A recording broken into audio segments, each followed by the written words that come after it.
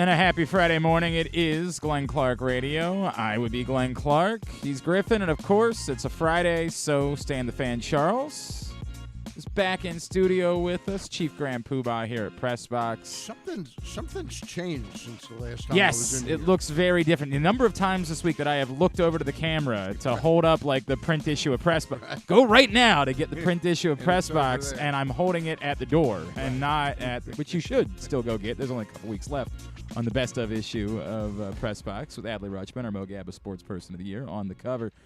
Go get it right now for free at your neighborhood Royal Farms. But I have done that quite a bit this week, Stan, as we have moved. We moved just literally across the hall. But here. Everything's in reverse. Yes, and it's I'm very. I'm going to be looking at Griffin every time I talk correct. to you. Well, he's got those dreamy eyes, Yes, so I he can does. sort of understand that.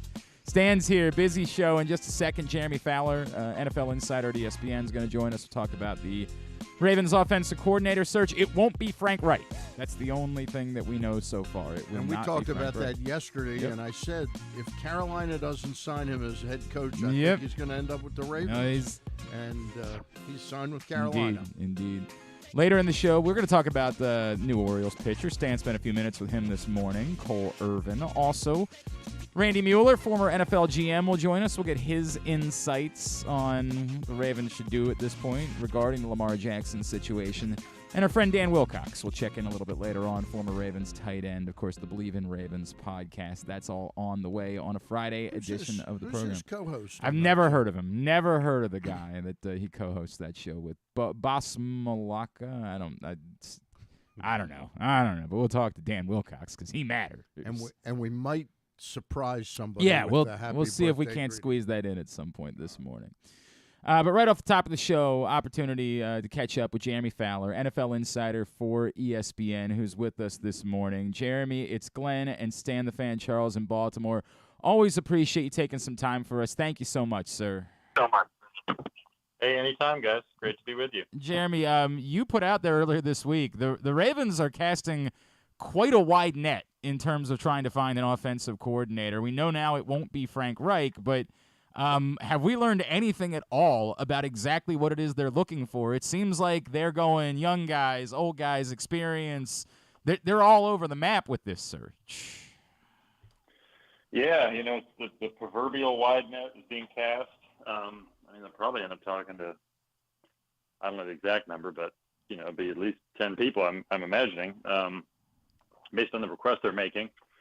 So, I think they're going to look high end. They're going to look, emerging, up and coming, and kind of go from there. So, have you gotten any sense at all of the elephant in the room, right? Like, have you been able to garner anything about what the Ravens I'll give you an example. So when it was Frank Reich or, when you put out Bieniemy and Byron Leftwich, I said I can get why Chad O'Shea might not care who the quarterback is in Baltimore because, he's making a move up.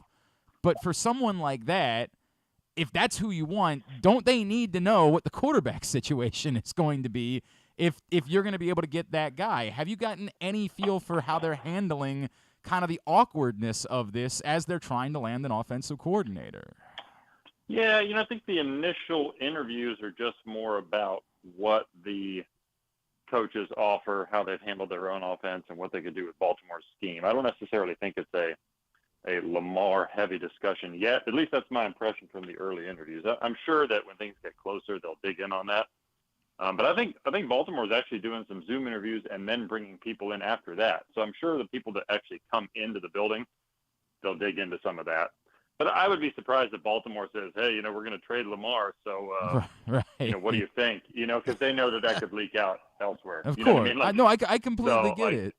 I just – yeah. So Jeremy, do you think that somebody like that, again, someone of the ilk of a Byron Leftwich, would be willing to take a job like this if he didn't have at least an amount of certainty that Lamar Jackson was going to be his quarterback?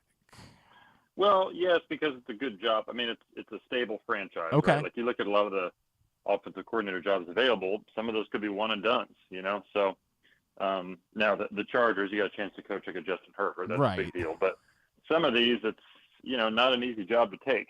So Baltimore offers a little more stability there. There's still a good chance that Lamar Jackson's going to be there. If he's not, then you got a team with suddenly multiple first-round picks. a really good franchise and a good GM in Eric DeCosta that would get you a good option there. So there's certainly it's not a job that you'd be overly skeptical about whether Lamar is there or not. Okay, that's fair. I mean, it's certainly fair. I was curious as to the what you understand his medical condition is Gary Kubiak. I know that seems like it's so 1980s to ask about him, but he was sort of thrust upon John Harbaugh by the owner, I believe, when he was hired, and he had an amazingly successful season, and then he left for the Denver job. Is his health up to snuff now? Do you hear his name mentioned anywhere right now? Not really. His name hasn't been overly hot, just because people pretty much expect that he's retired. It's not because of the ability. He's still a very good coach that a lot of people would love to have. It's just there's not a lot of healthy speculation about him. Maybe as a senior assistant role somewhere, but I think the Jets would have loved to have a guy like that. But it's probably past that time at this point. Well, they got Nathaniel Hackett, who was the best offensive mind in football last year. They got nothing to worry about. Jeremy Fowler is with us from ESPN here on GCR. Jeremy, is there anything in looking at, like, in the press conference, I don't know that we can be dismissive of a lot of things the Ravens said in the press conference because they can't come out and tell you what it is they're planning on doing. But they did bring up the idea that, like, hey, we don't want to go completely crazy away from the identity of this football team, and we know that the history of the Baltimore Ravens, from having been in this division when you were working in Pittsburgh for years, like, they want to run the ball. They want to set themselves up for playing cold weather games in December and January, and I would be kind of surprised if they do a total about-face from that and turn into a team that's throwing the ball 50 times a game. But in looking at the candidates, have you garnered anything that you think they're looking to do stylistically, offensively moving forward? Well, I think the theme I've noticed is they're talking to a lot of quarterbacks coaches or receivers coaches or pass game coordinators. So I think that is a little bit of a departure from Greg Roman, that they want to be able to evolve Lamar Jackson. I'm going to talk as if I'm assuming Lamar Jackson is back. So, right.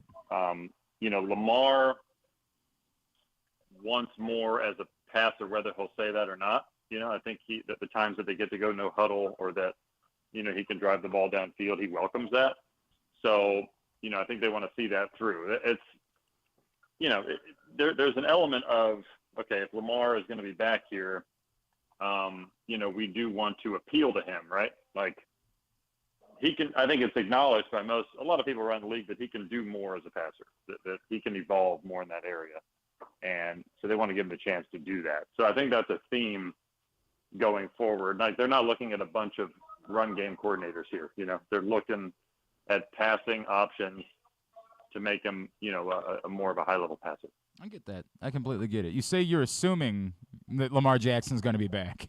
Would you recommend that we in Baltimore assume that Lamar Jackson is going to be back? I'm assuming that right now. It's weird because, teams I talk to, like, some believe he'll be back, some are skeptical. So it just depends on the vantage point. The reality is they're going to franchise tag him, and he's probably not going to show up for a while. So they have to decide before the draft, are they willing to accept that uncertainty? Like, for all they know, and I don't think he's tipped his hand anywhere, he could pull Le'Veon Bell and just not show up. That's the leverage of the franchise tag. He doesn't have to sign anything. So they have to be willing to be uncomfortable with that. And right now we just don't know. They're saying they are. They're saying all the right things. And so it's a complicated strategy regardless, If they realize, like, look, we're just never going to get a long-term deal done, we're not going to give him that fully guaranteed money, which he seems intent on right now, then teams are going to be circling on this. They're going to be calling the Ravens to do a potential deal. So if they get an offer that is insurmountable, it could get interesting. What do you think? The question I have about the contract and how attractive do you think he is with the way he's acted regarding this contract? Do you think there are multiple teams out there that are willing to give up the package for him and pay him what he's going to demand? Probably, yeah. I mean, he goes to the top of the list. That's Okay. kind of what I was told from a few teams. Okay. Like he's just so rare. I mean, he's 45-16 as a starter. That's pretty good. That's which a is pretty why good at the end of record. the day, Yeah. I just think it's going to be hard for Baltimore to walk away from that. Like he's flawed. He's injured a decent amount now. He's on the injury report for illness or sick a lot. Like I think that's an issue. But he's really good. So it's like there are only so many of those, and I think Baltimore realizes that. That's why there would be a market. But I don't know. It depends on the team. I don't think every team that needs a quarterback is going to overhaul their whole offense for him. And I would say teams are less high on Lamar Jackson than the media is. Some in the media think he's the best quarterback in the league, and he's wildly underrated. Teams don't necessarily feel that way, but he's still, regardless, a top 10 guy. Yeah. And those guys get paid, and those guys get traded for. Speaking of top 10 guys, I was watching one of the ESPN afternoon shows yesterday. I happened to have some free time, and they were alluding to the signing of Nathaniel Hackett in New York as a sign that, hey, Aaron, we're over here now because of the relationship between Hackett and Rodgers. Do you think there's any smoke there? With the Jets? Yeah, with Rodgers. Probably. I haven't confirmed that, but that's certainly the sense.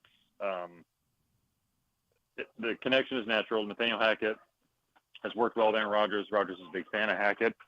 But it's still a big leap to say that Rodgers is going to wake up and demand to go to the New York Jets of all teams. I still just have a hard time with that. I know they have some pieces and they're on the upswing a little bit, but it's still the Jets. And they haven't been good for a long time. Yeah. I don't know. I just have a hard time with that one. But I know Rodgers seems to sense, based on his public comments, that the Packers are in a bit of a rebuilding phase a little bit, for as much as Green Bay would ever be that. They don't really rebuild. But Jordan Love's waited 3 years. He's ready to play. Like, there are some signs that things could be changing. And so if it's going to be an AFC team, the Jets would be one he would at least consider, sure. Jeremy, I know we need to let you go. Can I get a 20-second answer? Do you have a sense for what a DeAndre Hopkins trade would cost at this point? Probably a day 2 pick, maybe a third rounder, something like that. Okay. All right. His money is, I think it was $19 million in base, but you can rework that a little bit. Still doesn't know. It might be tough if Lamar's on a franchise tag. It might be really difficult still to do it that way. But that cost doesn't seem overwhelming.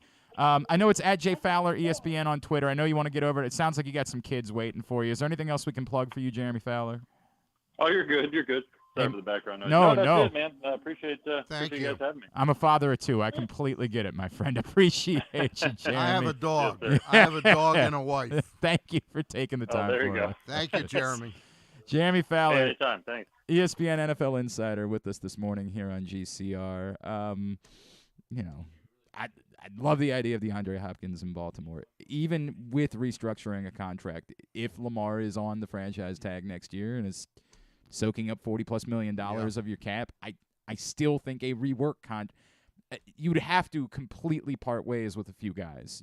There would have to be a lot of things he'd have to do, and it's easy to say, okay, well, you can move on from Chuck Clark. You can, and there's about $6 million of the savings there, but didn't you already think this team was a little bit thin in the secondary this past season? Like, I get it. The wide receiver thing hangs over this franchise in a way that few things have, maybe since dating back to when they had no quarterback previous to Steve McNair arriving in Baltimore. Yeah. But it seems like since Stephen Smith retired, it's been that long that they just have not really had a go-to guy. Yeah, I mean, they've had players. Hollywood Brown was a player and was a helpful piece, but they have not had a dog. They have not had a true top wide receiver in Baltimore, and I get why DeAndre Hopkins is very appealing as the guy that we know can be out there. Is Bateman now a suspect?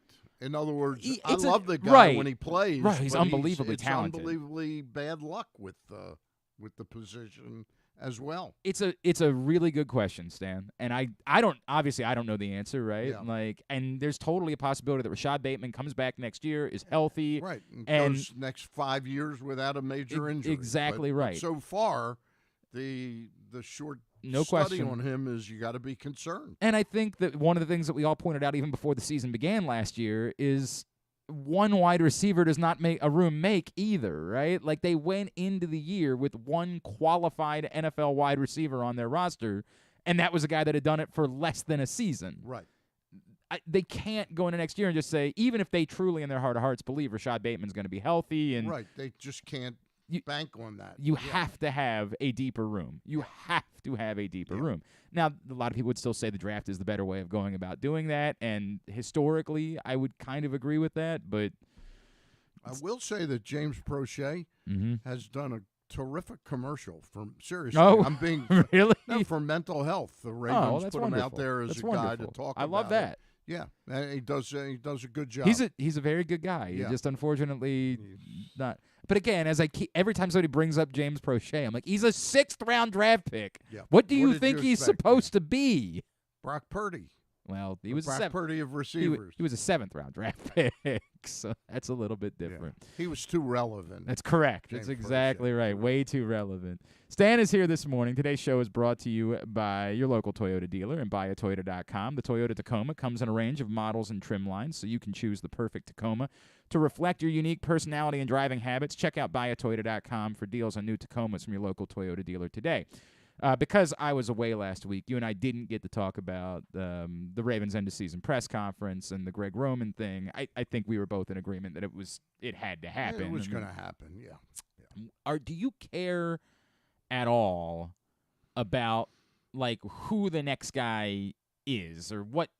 We talked about this earlier this week. Like, I put out a Would You Rather Wednesday. Would you rather it be someone like Frank Reich, who's got an overwhelming amount of experience, or a newer, younger guy who maybe has some fresh concepts that we haven't seen before? Does any of that register with you in any way? I wonder how receptive John would be to some young wonderkin who's got designs out of the wazoo, as opposed to a veteran guy. I'm trying to like think that. if anyone that John Harbaugh has worked with would qualify, and I guess the answer is no. No, I think almost Cam Roman. Cam Cameron, Jim Caldwell, Right.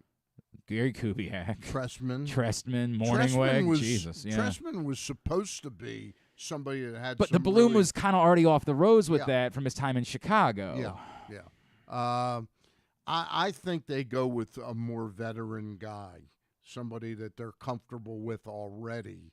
With the situation at hand, I don't think they want to get some guy in here and it's just not going to end up fitting. I was really excited.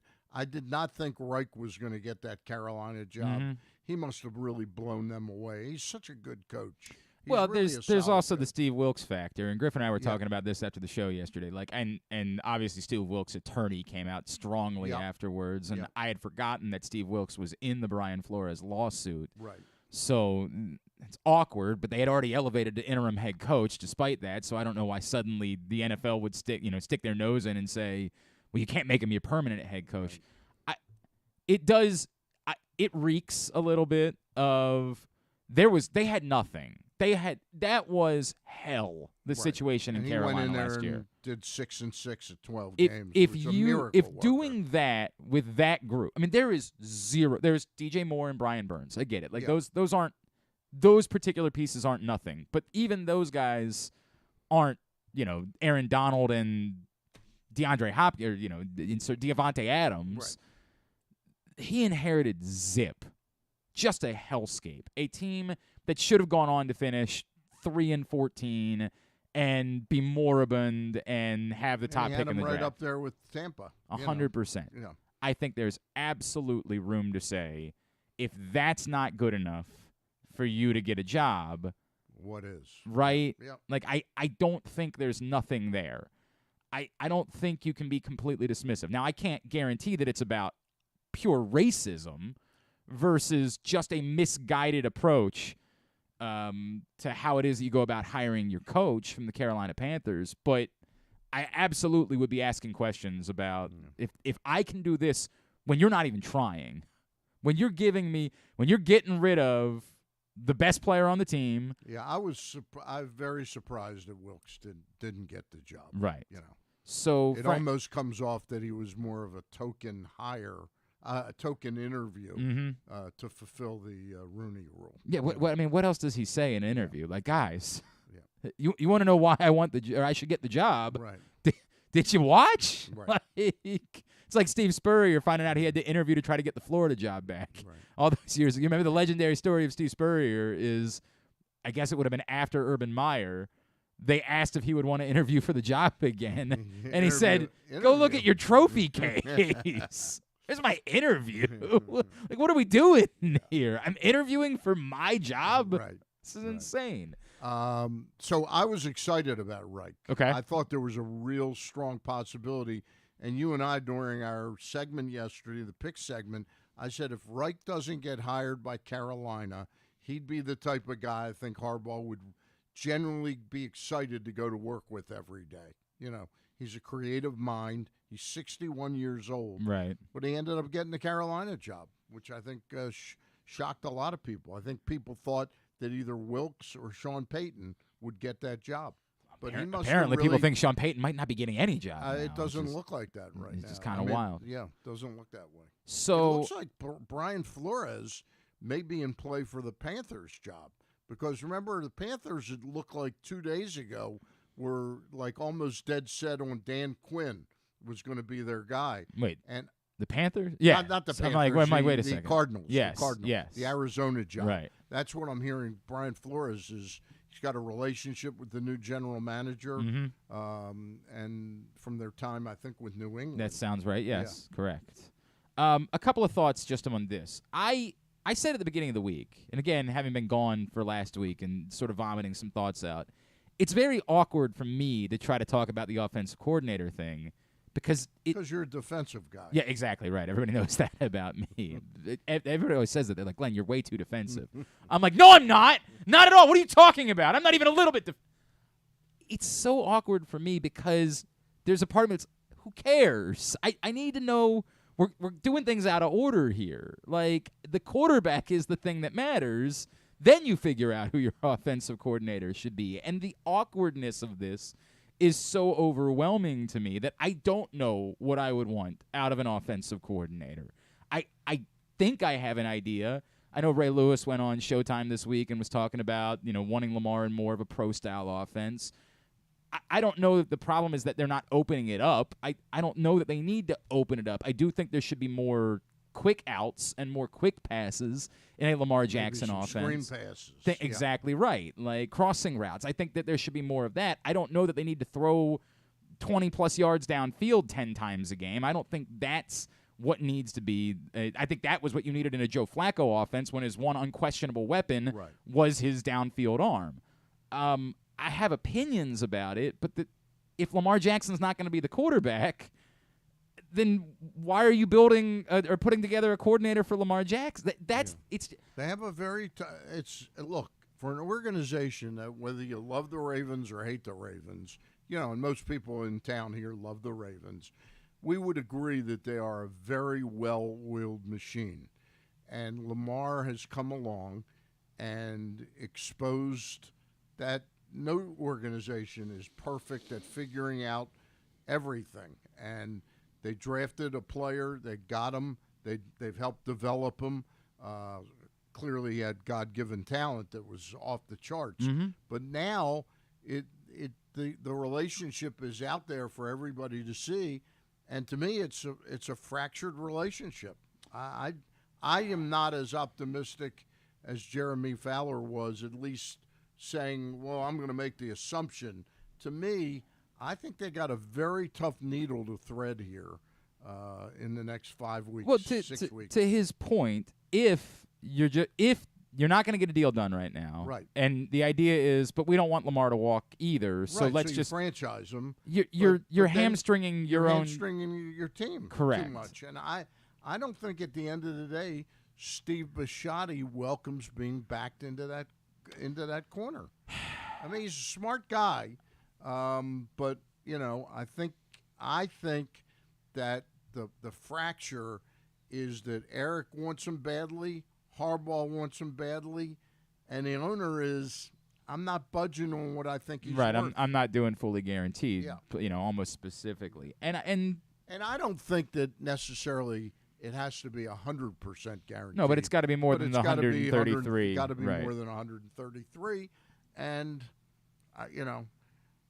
Well, and Steve Bisciotti does not like rocking the boat. Somebody brought this up to me this week. They said, what do you think the difference is, besides the desperation of it, but uniquely, why would Jimmy Haslam do that and Steve Bisciotti wouldn't? And I would say, just look at the personalities. Right. Jimmy Haslam clearly does not care about rocking the boat. He's never been someone who's really given a rat's ass what your opinion is of him, whereas Steve Bisciotti has historically never been the person to try to be out there and he doesn't like that stuff. It's not him. He would rather sort of go along, swim in those waters, show up at the meetings, be friendly with everybody. Guardrails of what's appropriate and what's inappropriate with his brethren. And I can't tell you what's right. Like, I can't tell you which is the right way to go about doing business. For me to say that Jimmy Haslam's way of doing business is the right way, I think we have a lot of evidence that would suggest no, it's not. Exactly. Right? Exactly. Now, I have opinions about having quarterbacks. I'd rather have a quarterback than not have a quarterback. Always. I would always rather have a quarterback than not have a quarterback. I can't shake that. There is no greater fear or risk that exists within football than not having a quarterback. And yes, you always could find another quarterback. It's totally possible. The Ravens could trade for a top 10 pick, could be the team that drafts the kid from Kentucky, and he could prove to be a rock star, but he could also prove to be Josh Rosen. And there is nothing that is more damning in football than being the team that doesn't have a quarterback. It's terrifying, the thought. Is Josh Rosen still out there? I believe Josh Rosen would be available for hire if the Ravens would be looking for something like that. And I don't know. As Jeremy Fowler brought up, I do think they've got to do something by the NFL draft. I don't think I keep saying this. I definitely think if they franchise Lamar Jackson, I think he's going to get traded.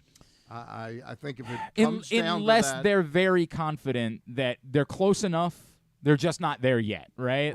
And that's happened a few times. It has happened a few times in their history but where if you're getting close enough at that point, and you really, I don't know. I think if he gets franchised, he gets traded. That's how I see it. I think there's a great argument for if it comes down to either he's going to have to play on the tag or you're going to have to trade him. Right. Then I tend to agree with. It's an awkward spot to be in because you don't want to have to trade him after the draft because teams will have already filled their needs during the draft and because you can't get your quarterback. Has there ever been a player that has signed the franchise and come in and done all the quote unquote right things? I don't think anyone's ever showed up for like the first day of camp. Right. But there's far fewer examples of guys that let this go to the regular season than there are guys who did. The likelihood is, if it were to go that way, Lamar's definitely not showing up until about a week before the season begins. Right. And nobody wants that, but it's also not. Again, if Lamar Jackson walked in on the day of the playoff game, having not practiced for 6 weeks, and said, "I'm good to go. I think I can play," 1,000% they would have played him that day. So in the same way, if Lamar doesn't show up for training camp, it's not ideal, but they're not going to suddenly say, like, hey, you show up a week before the season, we're going to let Tyler Huntley play in week 1. No, they're going to play Lamar Jackson and take their chances on it. Yeah, it's just it's such a fly in the ointment of trying to do something smoothly in bringing in a new coach, right? And then not having his an secret off-season weapon to work with. 100%. It's not ideal. All right, Stan's going to tell us about a new Baltimore Oriole. As I think this is probably it for the offseason. Like, I think this is probably the last. I would say so. I mean, they might be somebody that's sort of. It's a good deal. We'll talk more about that. Today's show also brought to you by UMBC Athletics. Of course, the UMBC women are home tomorrow afternoon against Vermont, an opportunity to check out the Retrievers. And the UMBC men back home next Wednesday against Binghamton. The UMBC women just won on a buzzer-beating 3 on Wednesday night. High drama. They're a very exciting team if you want to check them out tomorrow. Get your tickets, umbcretrievers.com, to experience game day at the Peak. Stan the Fan is here. Still to come, we're going to talk to Randy Mueller. We're going to talk to Dan Wilcox. We got a lot to do. It's a Friday edition of Glenn Clark Radio. Gambling can be a fun and entertaining experience, but there are risks involved. If you're planning on betting on the game at the casino or on your phone or computer, know your limit, stay within it. Set a budget and a time to stop. Remember, gambling isn't a financial solution, and it doesn't mix well with alcohol or drugs. Know the risks and have a plan before you begin gambling. For free and confidential services, call 1-800-GAMBLER 24/7 or go to helpmygamblingproblem.org. The latest edition of Press Box is available now, and it's our annual Best Of issue. On the cover, we recognize Orioles catcher Adley Rutschman as our 2022 Mo Gabba Sports Person of the Year, and he sits down with us to discuss how his arrival in Baltimore was simultaneous with the Birds' turnaround. Also inside, we recognize the top people, performances, and moments of the year throughout the local sports scene. Press Box is available for free at over 500 area locations, including 60 Royal Farm stores, and you can always find the entire edition as well as the best daily coverage of the Orioles, Ravens, and Terps at PressBoxOnline.com. That first sip. That first bite. Start your day off right with a delicious breakfast at Royal Farms. Choose from a fantastic selection of fresh Royal Farms breakfast sandwiches and top it off with a rich hot cup of the freshest coffee in the world. At Royal Farms, breakfast is available day and night. It's the freshest breakfast in the world. Real fresh, real fast. Royal Farms. Make the most out of every day in your Toyota RAV4. Available in hybrid or gas-only models. A RAV4 can get you where you want to go in style. Check out buyatoyota.com for deals on new RAV4s from your local Toyota dealer today. The Baltimore County Police Department is hiring. Entry-level officers start at over $60,000 and over $64,000 for lateral officers, with $10,000 signing bonuses available. Plus, cadets start at over $32,000. Great benefits are available like medical, dental, and vision insurance, tuition reimbursement, 15 sick days per calendar year with no limit, career advancement to more than 20 specialized units, and more, with further incentives for military service members and veterans. A passion for service, a career for life with the Baltimore County Police Department. Find out more at joinbaltimorecountypd.com or call 410-887-5542. Must be a United States citizen, have a valid driver's license, and a high school diploma or GED equivalent. Check out Jeremy Kahn's daily picks at PressBoxOnline.com as he tries to find you daily winners. And speaking of winners, here's a man who once won a media curling contest, and I don't think anything else. He's Glenn Clark. I want to help you guys win some money. Just almost essentially for free this weekend. Thank you. Honestly, you know what? Thank you, Griffin. I appreciate the fact that you see what it is that I'm doing for you. I there is a small amount of risk, I guess, but it's not really much in the way of risk. AFC Championship game is on Sunday. I'm all ears. If you've never signed up for DraftKings, now I know, Stan, you've got a complicated relationship there, but I'm going to bet that Mrs. Charles has never signed up for DraftKings. That is correct. So if Mrs. Charles has never signed up for DraftKings and she were to wander over to PressBoxOnline.com/offers, correct, click on the Jane, are you listening? Click on the DraftKings link. Right. She can bet just $5 and win $150 if either quarterback in the Chiefs-Bengals game throws for more than 1 yard. I was about to do it again. I was about to put that finger up over there. 1 yard. $5 to win. I don't have enough fingers for $150. 150. Yeah. $5 to win $150 if either quarterback throws for more than 1 yard. And that's either. So in other either words, one, again, yes. my scenario where Yes. Patrick Mahomes hurts his ankle in the first play Yes. and doesn't throw for 1 yard. All good, because you got another quarterback You got that can. another quarterback. That's it. That's never happened in the history. I don't think so. I don't think so. Either. What if Henny comes in? Either. I believe it's got to be one of the two starting quarterbacks. What if Henny starts as quarterback? Now that I believe you've and got they run the something ball there. 3 plays. And then they pull him. We're getting far too complicated. All right. I think the point is Sounds like it's pretty simple. It's gonna hit. Yeah. It's gonna hit. So get to PressBoxOnline.com/offers. Click on the DraftKings link and get signed up if you never had before. If you've already signed up for DraftKings, maybe took advantage of one of their other offers, maybe think about somebody in your life that hasn't, and you could charge them a finder's fee. Hey, I can get you free $150. All you got to do is tip me out $20. Okay.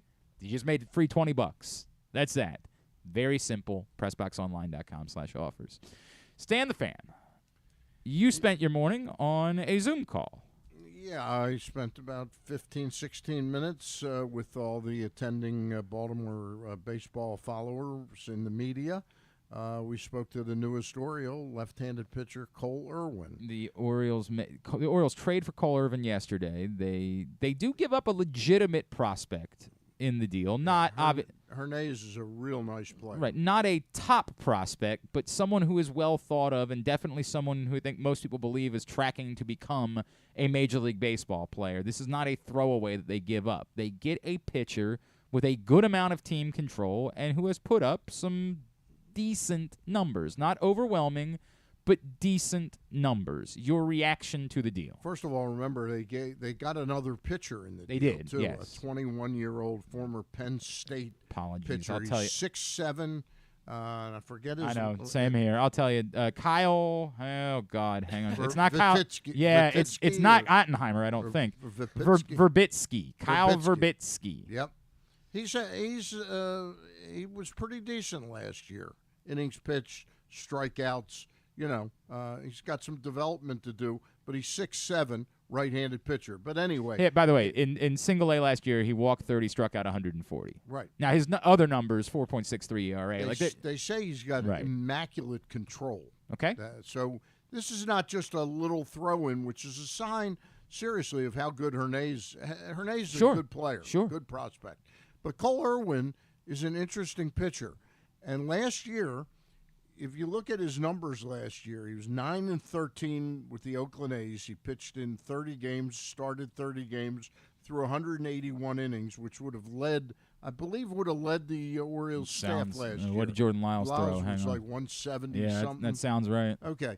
Anyway, his earned run average of 3.98, Glenn, and I follow Cole Irvin pretty closely. Oh, is he on your fantasy team, you son of a bitch? I had him 2 years ago. All right, we're good. We're good. We're good then. All right. Yeah, we're good. We're good. This is a guy who on August 25th, 26th this year, his earned run average was 3.16. He had just finished up 6 shutout innings against the Miami Marlins. 6 starts later, his earned run average was well over 4. In 32 2/3 innings, he gave up 30 earned runs and 59 base runners in those 32 innings, which saw his WHIP skyrocket to finish at 1.16. That means, and again, I'm a big believer in studying deeply how a pitcher pitched. You can't throw away and dismiss them. Sure. But you can sort of look for mitigating reasons that he pitched that poorly.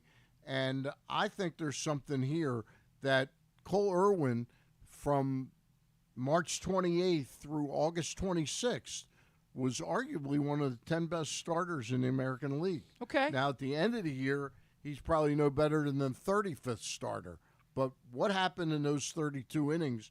And I asked him that question today at the press conference, and his answer wasn't pablum. He said, yeah, I've begun to work on that already, and it was something where I think I got too ready too early, that he was somewhat out of gas at the end of the year. So, So I want to point out the one thing that I always worry about a little bit with an athletics pitcher is always the foul territory, right? Yeah, like no it's the stadium is so wildly different in Oakland, and in what way did that impact the pitcher's numbers? So ERA plus is typically the best number to go to. And for example, while Cole Irvin had a better ERA than Jordan Lyles did a year ago, Jordan Lyles' ERA plus was lower than Cole Irvin's slightly. It was 91 for Jordan Lyles, 94 for Cole Irvin. Okay. So it does suggest that there was some sort of impact, which is not surprising because, again, it's there's no stadium in baseball that's anything like pitching in Oakland. Like, it's just there will inevitably be a time that a batter could have battled through and seen some more pitches and didn't, because there's a mile of foul territory for someone to go catch a pop-up in where a ball would have gotten out of play in another stadium. So inevitably there's going to be an adjustment. All that being said, there is a lot to like here. Like, there's a lot to like about acquiring, it's not a top arm, right, but acquiring someone that has been reliable the last couple of seasons that has proved that through 178 innings the year before. Exactly right. And as you're trying to have other pitchers in your own, we have talked a lot, Stan, about how the pandemic maybe impacted the Orioles a little bit more than everybody else because all of the pitchers that were coming up now need to be ramped back up to an innings number, and you can't just do it all at once. And so now you throw in Kyle Gibson and Cole Irvin, who, let's just say, if nothing else, is pitching at a Jordan Lyles-like level for the Orioles this season. It goes a long way for you with all of these other guys to have someone else whose innings you can count on. So at the minimum, it seems like a player, again, it's separating what you gave up for him, which I do agree with you is a very real prospect. Yep. At a minimum, that's a good thing. Is there reason to believe that you can get more from him and that he can continue to improve as a pitcher? Well, one of the things I like about him, and he spent about 45 minutes on the phone last night, or maybe they do Zooms when they talk, with Brandon Hyde and Chris Holt. And he says, we're really ready to hit the ground running. You know, he's very receptive. You and I kind of joked about it. Yeah. Like, a lot of guys maybe coming to Baltimore wouldn't be the most exciting thing in the world. But if you're coming from Oakland, like, my God, it's manna nice from not to smell sewage. right. Like, it's day. manna from heaven for you to find out that you're headed to Baltimore. Yeah, he's pretty excited. you're like the owners are suing each other. Sign me up. My God. Yeah, I smell sewage every day. Get me there in the vest, yeah. immediately. The toilets don't flush. Right.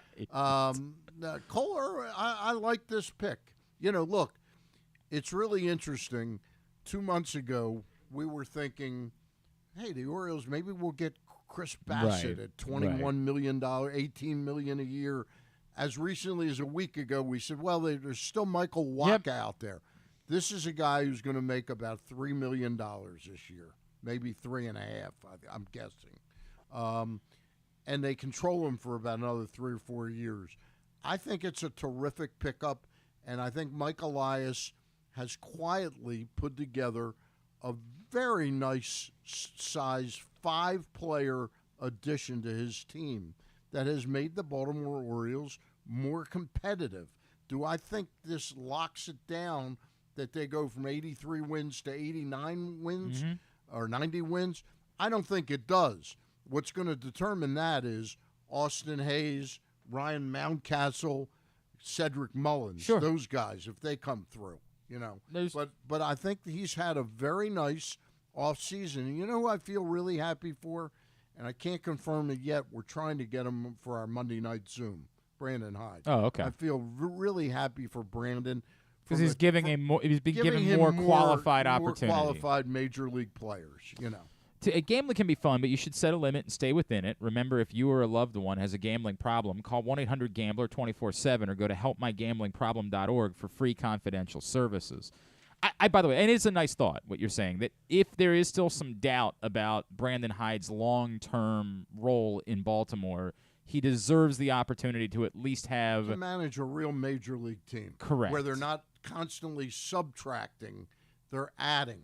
You know, and again, not overwhelmingly, not, big ticket items, but qualified Major League Baseball players that have been added to the group. So I think you'd agree, Glenn, that given what they've done, there's every reason to believe if somehow the Orioles are in the midst of a pennant race, that they would add something more substantial later in the season. Can we talk about that a little bit openly, Stan? Because I do have another question I want to give you about the rotation. Yeah. But our buddy, our friend Eric Arditi, of course, yesterday was Mo's birthday, and did not know Stan, there are times where I think about Mo. This story, weeks ago, we had been touching base with Trey Mancini about, hey, we wanted to talk to you about winning the World Series. And he was getting married, and he was just, hey, man, can I wait? Is he married now? Yeah, he and Sarah got married in December. And he just said, Are they still married? Yes, they're still married. Everything's still good. Oh, my God. He said, goodness. could we wait a little while just so I can get through, it's kind of a crazy time. And, Trey is one of the best people I've ever known. Yeah. We'd do anything for Trey. So he said, dude, happy to. And then I was away, obviously, on vacation. And Griffin on Monday is like, hey, I heard from Trey. He wants to come on Thursday. And I was like, great, awesome. And literally on Wednesday night, I said, oh, my God, it's Mo's birthday. Like, this dude. Right. I'm not a religious Right. but Mo, That's very come on, man. That's very true. Come on. So, our friend Eric Arditi was listening, and he was texting me, and I said, dude, just call in. We'll take a minute, talk about Mo, and then after that we talked a little Orioles. And we both got to the point where, we try to block out all of this stuff. We try to block out, this week there's more developments, and now that Angelo's law firm is going into a conservatorship, and it's not fun, right? No, it's not. The baseball team was fun last year. So I try as much as possible to not put people through that conversation every day, because you're a sports fan. You want it to be pleasant, and the baseball team was pleasant. If team stunk, I'd probably be more invested in the other stuff. Right. But the team was good, and so we want to be excited about the team. But then we both got to a point where we said we can understand, and we always judge it by the liftoff comments. And I can understand, as you and I have talked about, the idea of this year, let's take another year, look at the Austin Hayes of the world, look at the Jorge Mateos of the world, the guys that we think something of, but we're just not fully certain yet are definitely part of the equation or not. So I can justify this year them not going, quote-unquote, Full hog, all in. Wild hog, yeah. But the other stuff makes me worry about, will they be going all in at some point? I can't dismiss I would like to see them invest in Adley Rutschman and try to buy out arbitration years. I'd like to see them do that with Gunnar Henderson. I'd like to see them try to replicate the Atlanta Braves. But with everything going on, is there any hope of them doing that? Is there an ability for this team to spend that type of money? And I'm not trying to be negative about it as much as I don't know the answer to that. I think, and it's really interesting, and I've heard that, I heard this through the grapevine, that there was some criticism of the job that Jason LaCanfora and Tim Barbalace did last week. Mm-hmm. I didn't share that. I found the interview, it was a feel-good interview. I don't know that when you get somebody like John Angelos on, the thing is to bombard them with these questions about what's going on with the lawsuit. I just don't see any benefit in that. And Tim snuck in what I thought was a really great question: is the money there to really pay a really sizable payroll? And John says we got to find out. And it's got something to do with drawing fans to the ballpark. And that's a huge part of the equation here. It's hard to explain because everybody thinks there's these revenues. Well, they're getting so much from, the BAM network or, the internet games. Advanced and media. They're getting so much from the T-shirts and all these revenue streams. There's no other revenue stream more important than the fuel. The lifeblood of an organization is the attendance being 27 to 32,000 every game, not 8,000 or 9,000, and sometimes even 5,000, and they've had a rough couple years now, rougher than most, coming out of the Freddie Gray situation, right. And then a pandemic, and then the pandemic, and the team wasn't good. Yeah. It was. I think the answer is, if we're drawing on a pace for 2 million fans this year, even 185, if we're on that which kind is of a pace, sizable jump. It's a sizable. It's going to be a 500,000 person jump, which I think is doable this year. Well, if they come out, it's so critical to get off. You and I have talked about this. Yeah. It is so. What happened a year ago, if that happens again this year, would really hurt them. Right. Because you have to capitalize out of the chute on the belief that we're going to be in this thing the whole time versus trying to get people to wake up in June, July, right, and say when they're all going on vacation and when it's hot outside, it's so critical that you get off to a strong start or at least a very competitive start to the season to show that wasn't a fluke last year. We are legitimate. Get to the ballpark, right? It's critical that they do that. Yeah. I think that's the key for the short term, the next 18 months, whether the team really spends some money. And I think it's a little naive for an organization that desperately couldn't wait to get out of the Chris Davis contract, and they ended up working a deal where Chris is going to take more delayed, deferred money. that they were suddenly going to jump in. There's no talk. You don't hear them talking about a 7-year contract with Adley Rutschman yet or Gunnar Henderson. There's time for that. But right now they got to get over these next 14, 15 months. There is time for it. I think that Rutschman, we all know, is always going to be more difficult, in part because of the position that he plays, that he's not, and his age. The opportunities for him to get the big contracts are going to be lesser. There is always the world in which Adley Rutschman is going to come back and say, I don't want to take away my opportunity to get the bonkers deal in free agency. Right. And so in order to buy him out, you're going to have to give him something more significant in order to get there. Gunnar Henderson seems like, because of his age, there's room for him to get more than one bite at the exactly apple. right. Yeah. Like, that would seem like a more likely scenario to go about doing it. The difference is that 5 years ago, when Manny Machado was coming, and it's really interesting to compare with Lamar Jackson, but we had a franchise player in Manny Machado, and they made one big effort to sign him. Peter was worried about, ironically, injuries, that he didn't want to take that big a bite. The difference is now there's a Kobe Mayo, a Connor Norby. This organization now is ready to be nimble where it needs to be, that it's got so much more talent that I don't think we should get that hung up, as much as I love Adley Rutschman, that if 4 years from now somehow they can't figure a way to sign him for 6 more years. I hear you. It's always not the end of the world.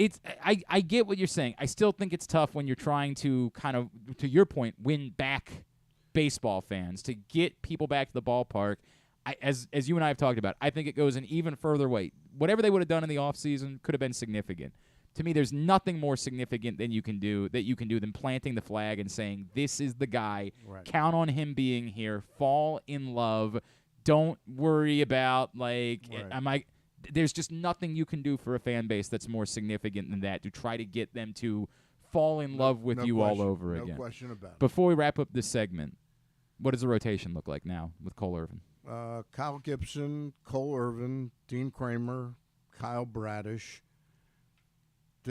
Apparently, they're set on Tyler Wells being part of the rotation, and Grayson Rodriguez, and that's 6 pitchers. Mm-hmm. So normally you would have 5 men. Right. I think there's a good chance that this and we know that John Means at some point, and John Means will come back at some point, and at that time you'll have 7, and maybe Tyler Wells is a trade chip that you use along with Jordan Westberg, and you get the hitter you need. Well, and realistically, we know, unfortunately, somebody else is going to get hurt in the process too, right? The reality Those is you're going to work need themselves out. But these 6 guys give you a chance to ease Grayson Rodriguez into his major league workload. Do you think he starts the year in the rotation? I think it's solely dependent. And by the way, what you have done here is completely remove DL Hall from the rotation equation. Yes. He is utterly and completely in your mind now out of the bullpen.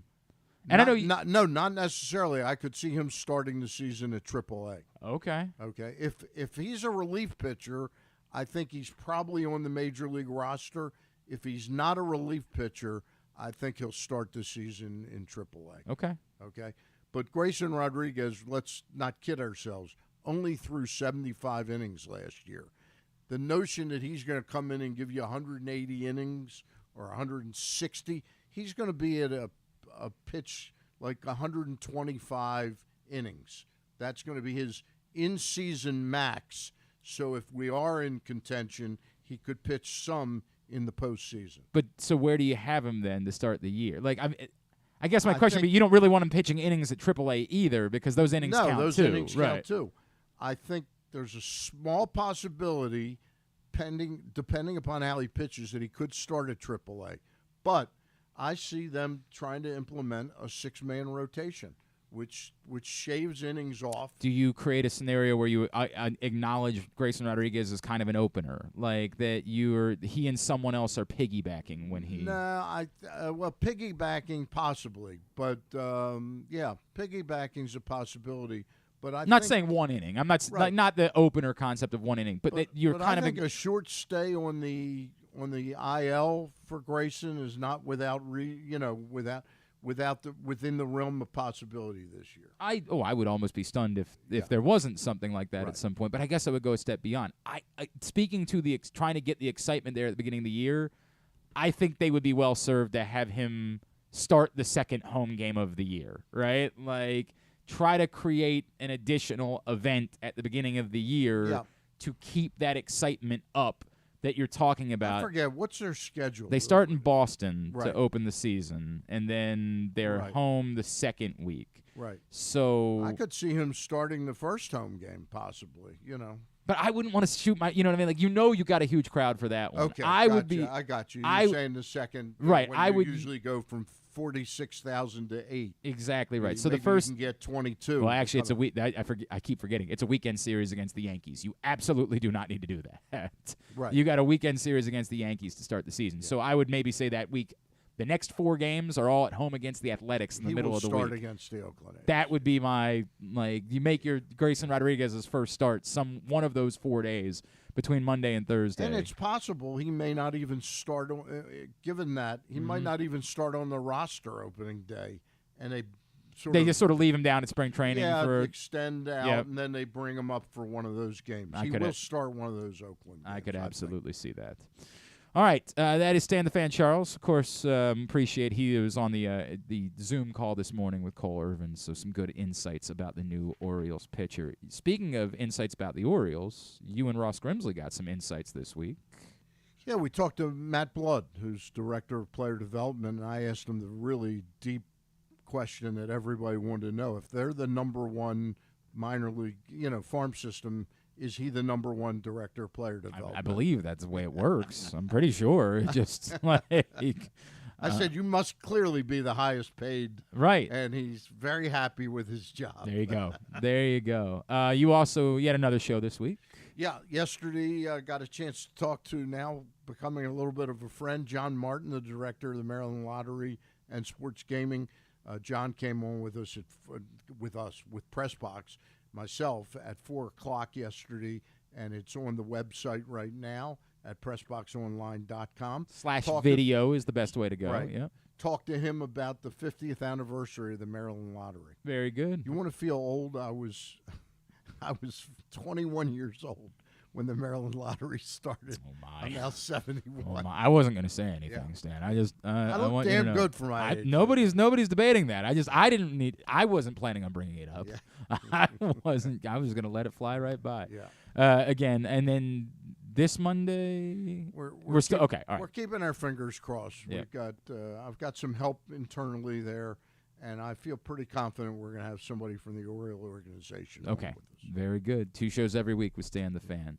When we come back in, we're going to catch up with former NFL GM, friend of ours, Randy Mueller, is going to join us. We'll get his thoughts on the Lamar Jackson situation, the complications of it. We've had quite a few of these conversations over the last couple of years, but we're starting to get to the point where we think the rubber might have to meet the road. So we will try to advance that with Randy Mueller next. It's Glenn Clark Radio. Gambling can be a fun and entertaining experience, but there are risks involved. If you're planning on betting on the game at the casino or on your phone or computer, know your limit, stay within it. Set a budget and a time to stop.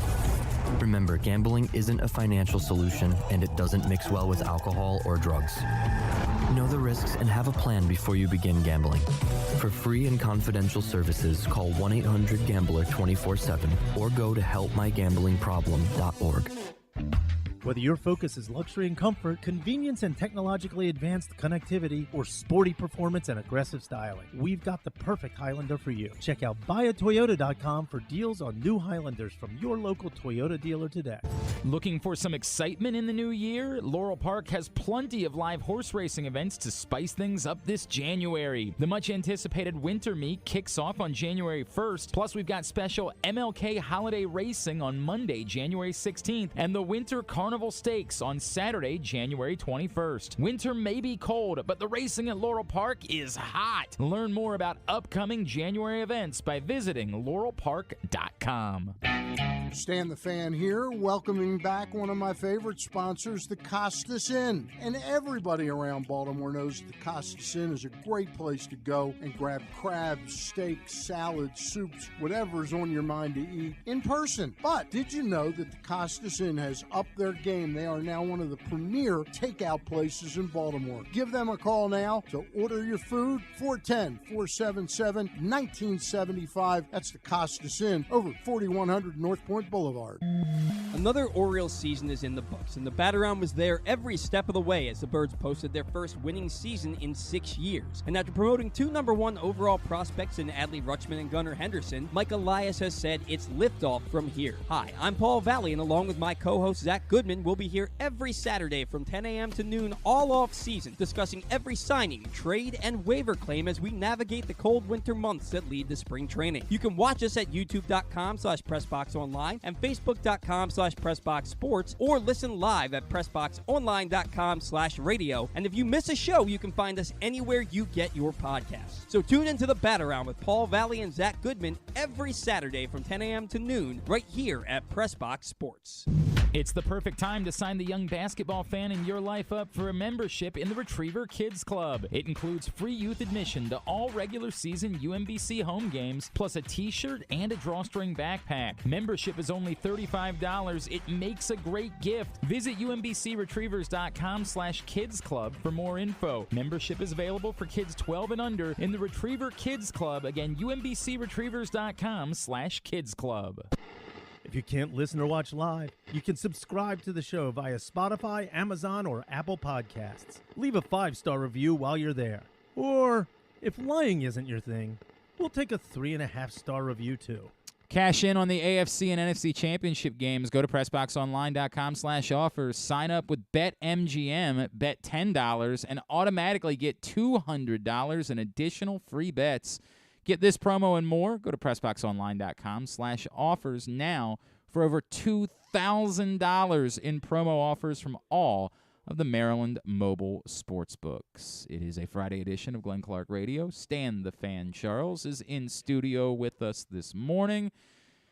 We think we're getting to a point where the rubber might have to kind of meet the road when it comes to the Lamar Jackson conversation, but, you know, who knows? We might be doing this for another 2 years at this point. I have no idea exactly how this is going to play out.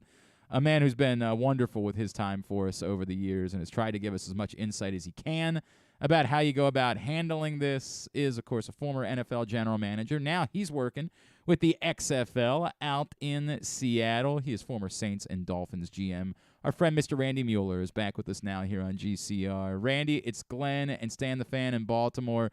It's great to chat with you as always, my friend. Thank you for waking up early for us today. My pleasure, guys. Good to be back with you. Hope you're doing good. Everything is well. Just quickly, for people that don't know about what you guys are doing and bringing the XFL back this year, how fired up are you for it? And do you have any wide receivers that you could guide to us after the season is over?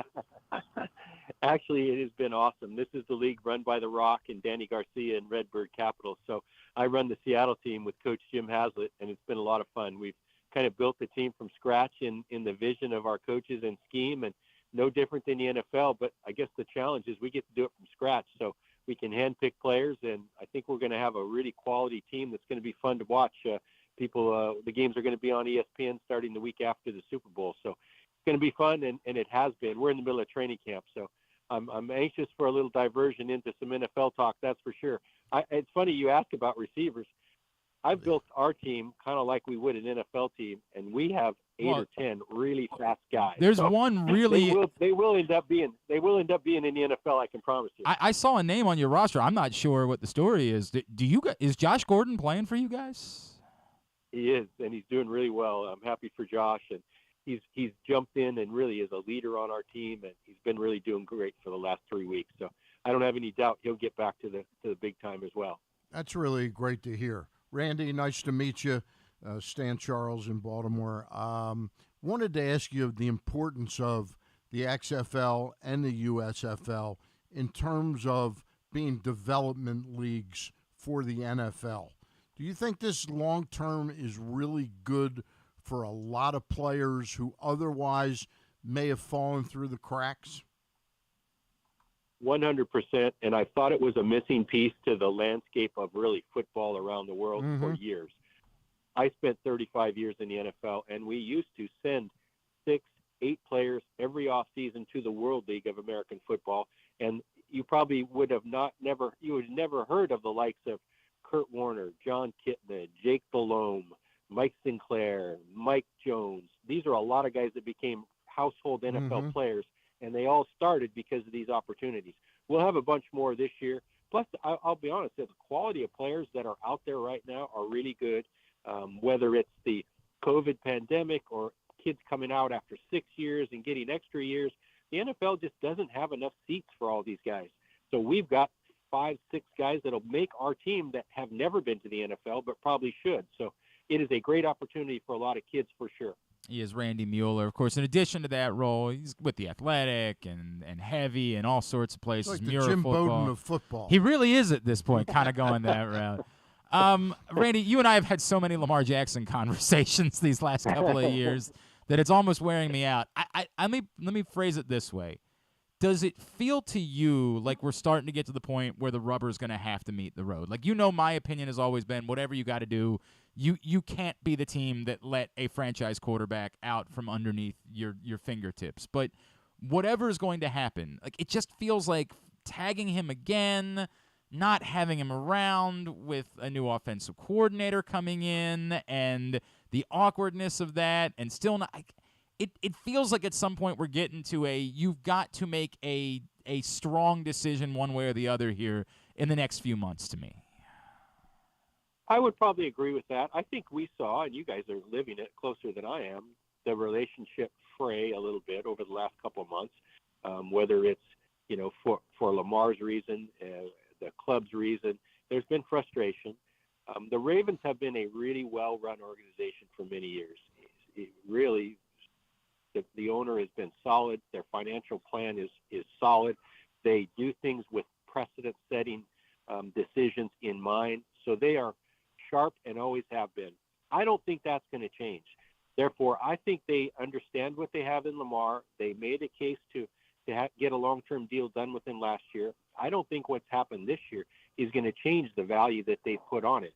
Maybe the structure changes a little bit, and maybe there's frustration from the Lamar camp. The fact that I see and hear a lot of people saying, well, the Ravens should just give Lamar everything he wants, that's not going to happen. They can that crowd is probably barking up the wrong tree, because we all know the Ravens do things with business sense and savvy. So that's not going to change. And if it's a fully guaranteed deal that Lamar seeks, it's probably going to have to come somewhere else. Now, having said that, they know he's a good player. They know that they've put all their eggs in that basket, and they don't have a lot of options. So you're correct. The decision is going to come down the pike here that the pavement does hit the road, but I don't think they're going to let Lamar out the gate without doing what's right for the Ravens. Randy, have you ever had a situation similar to this in just the sense, not player to player, but an important player who is representing themselves versus having an agent? And could you talk about the complications it brings to the negotiations? Yeah, I don't think I have. I've thought about that for the last year or so, if I've ever encountered it. It definitely complicates things, and it puts a different step and a spin on every word that gets said. Sometimes the agent's job is to make sure that things don't get personal, to filter things being said either way, and act as a filter. That's just professional negotiating 101. It's hard when one side has personal feelings that could get bruised, or that don't, do this all day, every day, and have not done it for years. So it complicates things. I don't know where the tenor is or what's been said, but it sounds to me like there's a little bit of, I don't know, definitely frustration. Like I said, maybe fraying of that relationship. So that has to happen. They've got to mend that fence in order to get back to the financial part of it, which is really what matters at the end. Randy Mueller is with us here on GCR. Can I follow up on that, Randy? Which is, like, in your experience, I think from afar it would be easy for people to say, well, it looks like these guys are they're not on the same page. There's no way to make that work. But knowing, I'm sure you dealt with plenty of players during your career that were upset over something, and there was fraying between those relationships. Is it Yep. as it does seem to me like, okay, take 2 weeks, everybody chill out, let's talk again. You should be able to make things work as adults to get everybody in the right place. Is it as impossible to get over whatever it is, whatever awkwardness there might be, as it might seem from the outside? I would sure hope so, because I know this. There's been a ton of goodwill built throughout Lamar's days in Baltimore, so that has to prevail, right? Any of these pitches in our giddy-up have to come and go, and you're right. It happens often. It happens with players, between front office, agents, everybody. And, yes, you've got to learn that it is a relationship business, and you have to build those relationships through thick and thin. My guess is they can put anything personal aside at some point, but I don't know that the Ravens numbers are ever going to change to make it where all of a sudden everybody says on the Lamar side, hey, this is what we want, let's do this. I think that ship may have passed. I know this, and I've done a million of these contracts, and some of them big money, you're not going to withhold maybe a little bit, but you're going to make your best pitched effort like they probably did a year ago, and that's really where they feel that the bottom line is. So I don't see the Ravens changing face and moving a bunch of money here or there to make a deal happen. I think they've done that. Randy, it was kind of interesting to watch leading up to the playoff game against Cincinnati, where the player came out and really announced his medical condition as if to give himself some legitimacy about not playing. Isn't it normal that the club would usually have doctors say, we just want to be clear, Lamar has not been cleared to play? Or is there a fracture there that team doctors thought he could play? It just is very awkward to me that he came out with a statement about his medical condition.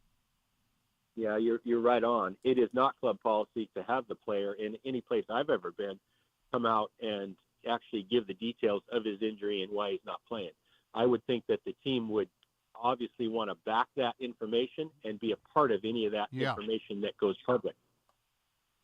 Does that give you an indication of how serious the fracture might be between the two sides right now, despite all the warm and fuzzy talk at the year-end press conference by Eric and John Harbaugh? Yeah, 100%. And you could see it throughout the season in the frustration of John when asked about it time and time again. Sometimes no words have to be spoken, but body language alone tells you everything you need to know. So that kind of led us to believe there was frustration.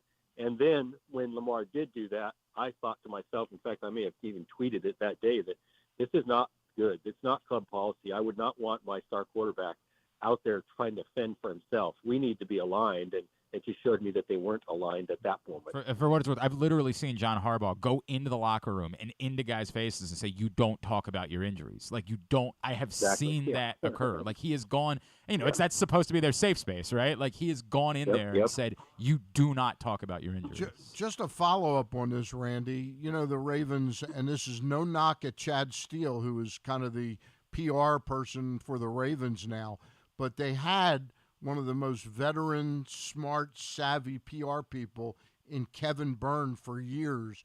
Do you think this might have played out a little differently had he been part of the equation? Well, I think in real life, and in my experience led me to believe this, that I don't know what's happened with their PR department, but it would be the responsibility of that PR person to come to me and say, hey, here's just about what's going to happen. Right. And I always like to say, hey, don't let me be surprised by any of this. Right. But it is all about relationships. Yeah.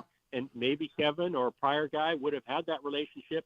You would know where your mind is of your players. And I always took that on as myself as being a GM, and I wanted to have that knowledge in a give and take way. So, again, the relationship, the communication, probably not what you want when you're building a team and managing a team. So that, again, put up a red flag for me. Randy Mueller, just another minute or two with him here on GCR. Randy, if I could, your thoughts on I hear people describe the idea of doing fully guaranteed as reckless. And while I certainly understand why you wouldn't want to do fully guaranteed, like, I get that entirely, I do push back on the idea that it's reckless necessarily. And one, because it does feel like we're kind of going in that direction and that there will be more players that fight for that in the coming years. but two, also because it feels like we're really talking about is the difference of maybe a year at the end of financial flexibility versus, like, it's not like they're going to give him nothing guaranteed. Like, we're talking about the difference in, 80% guaranteed, 70% guaranteed, or 100% guaranteed. Do you think it's reckless for a franchise to be going down the road of fully guaranteed at this point? Well, I don't know everybody's definition of reckless, but I do know that we're treading on sacred ground, and that's an area that the NFL has not wanted to go down. Obviously, you can point to Deshaun Watson, maybe even Kirk Cousins in a way. I don't think that's going to catch on. I don't think the owners were ever going to go that route. So I do think it is something that they will push back against to the end. But if that's the hill, a player or a certain group wants to die on, God bless them. They're not going to get it from 99% of the owners. So that's just the way it is. I don't know about reckless, because I know this. I've never met people that have a lot of money that didn't cherish that and figure out how I got all this money was to not be reckless. So, hey, I've just got one more for you, Randy, and thank you for today's appearance. This has been really educational to hear this side of things. I was going to ask you now. I always do that when I. Oh, you blanked on what it was. I blanked what I wanted. We just wanted to say it was such a great guest. I really did. I forgot. It's quite all right. I'll bring us home then, if you don't mind, Stan. Right. Go ahead. Randy, I brought up the draft, right? To me, the draft is such an important timeline in all of this, that if you are at some point going to move on from Lamar Jackson, you need as many teams as possible to be in the equation and have not drafted their quarterback already, and then add in it that I think that you should be looking to the draft to find your quarterback. Is the draft to you as important as I think it would be in this timeline? I don't think it is to fill a specific need. If you go into it thinking or having to have a quarterback, I think you're making a giant mistake, because that omits the rest of the talent that you may find. I think the Ravens, and I've said this for a couple of years, they need other options, not because they need to replace Lamar, but they just need other options that would allow them to not make a bad deal with anybody. The worst deals that I made as a GM were the ones that I made when I had no options. So I'm always about options. I think negotiations are about options, but I would not put all my eggs into one basket, because, anybody from the outside world thinks there's three quarterbacks that are all NFL worthy. That's not the way it works on the inside. People haven't even spun that evaluations yet. People haven't got to that point. So to say, whether it's Bryce Young or this guy or that guy, that is not a guarantee that those guys will be seen in that same light that these outside evaluators put on them. I've thought of my question, Randy. The complications of allowing this to get to franchise, and then what it does to your training camp. If the quarterback, the most important person you've got, is just not there until a week before the season starts. I think it's become norm. I think the franchises, the organizations are better adept at dealing with it. To be honest with you, it's not a giant distraction inside. It's what the media does to create it outside. Okay. And these guys are all trained, whether it's Eric DeCosta or Harbaugh or whoever, they understand how these things work.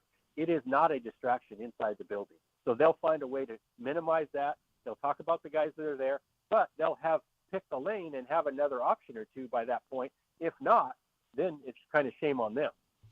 Randy Mueller, man, I really wish I could do this for you for 5 hours every week, because it is always so insightful. It's called a podcast. Right. Well, he does one of those with The Athletic. You should check that out. Of course, at Randy Mueller _ on Twitter. Is there anything else I can plug for you, my friend? No, I'm good. I'm all good. I appreciate you guys having me on. It's always good to visit with Football Minds. I learned something too, so don't think it's one way. That's for sure. Randy, Randy. Truly appreciate you. Thank you for taking the time. All right, guys, take care. Randy Mueller with us here on GCR. He's a great guest. He's a 10.5. He's a 10.5. When I was trying to find a couple years ago, I was looking for a former GM. You just have guys that I had called upon in the past that maybe Phil Savage, for example, took a job with the Jets. Right. And Phil Savage was always someone that all of us would call upon for that type of insight. And when he took the job with the Jets, he was like, I love you. I can't do it anymore, right? Like, I'm not allowed to. So I brought up, I was like, hey, I see Randy Mueller tweets about the NFL sometimes. And I got a message from our friend Chris Pica, who said, trust me. We knew him from New Orleans. Said the best person you'll ever you will never come across somebody that you will enjoy talking to more than Randy Mueller. So I have appreciated that relationship over the years. It's been really fruitful. Stan, I want to spend a minute because we lost a legend yesterday. And Griffin, if you don't mind, of course, I think Maryland fans associate the great Billy Packer significantly. Yeah, I saw it late last night. With a couple. I mean, obviously he was on the call when Maryland won the national championship, but maybe even more famously than that. And that trigger warning, Stan, because I know you're also a Duke fan. But one of the great moments in Maryland basketball history that Billy Packer was part of the call for. Okay. Only 5 in the final minute of this first half. Blake, a rare attempt, and he kisses it off the glass. Not a good job by Duhon defensively that time. Steve Blake took him to school with a good shoulder and head fake. First points for Blake. Remember, of course, they were just dribbling down to a final shot. Tired, don't they, Dick, at halftime here? 1 second differential, but Duke playing in essence for the final shot of the half. Solid screen, Blake, Wilcox. Blake knows exactly what's coming up. Coach K says hold up in a hurry. And Williams caught looking at his coach, and Blake scores! Oh, my!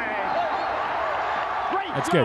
That's good, Griffin. So the two things that everybody always associates Billy Packer with, he steal, right? Because everybody remembers this was the final Maryland-Duke game at Cole Fieldhouse, the year that Maryland would go on to win the national championship. Maybe the most incredible atmosphere I've ever seen for a Maryland I mean, it was just absolute insanity in that building. Maryland had played a great first half. They're up big late, and then Jason Williams turns to look at Mike Krzyzewski and Steve Blake. I had forgotten, because everybody remembers he steal, the anticipation of Billy Packer, seeing it before Dick Enberg did, seeing, dude, do you realize what's about to happen? But he called it even before that. He said, Blake knows exactly what's about to come. Interesting. He was all over that call. Yeah. Billy Packer was all over the call of that legendary play in Maryland basketball history. I had a really great experience. It's only one, and for the life of me, I can't remember where it was, but it was somewhere in Baltimore. He was a special speaker at this event. And I went up to him afterwards and introduced myself, and I said, how well did you know Charlie Ekman? And it brought a smile to his face, and he goes, I love Charlie. He was unbelievable. I said, we did a profile in Press Box. I said, would you like me to mail you a copy of it? He goes, I would love to read that. And I mailed it to him. He gave me his address. I mailed it to him. And about 3 weeks later, 2 weeks later, I got the nicest note about what a great story it was and what it brought back these memories. And it was something that I really treasured. And somehow in all the moves and the floods, I don't know, I don't have it anymore. Because that was something that meant a lot to me. That's really cool. Billy Packer was the man. Oh, was the voice of college basketball. Was absolutely, you associated.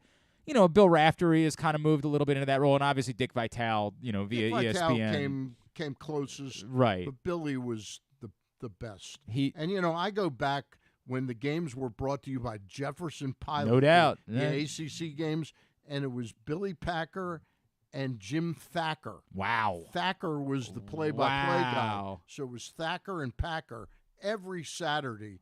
I looked forward to those ACC matchups. Wow. Of course, they would air on Channel 45 locally or think Channel. It was, yeah.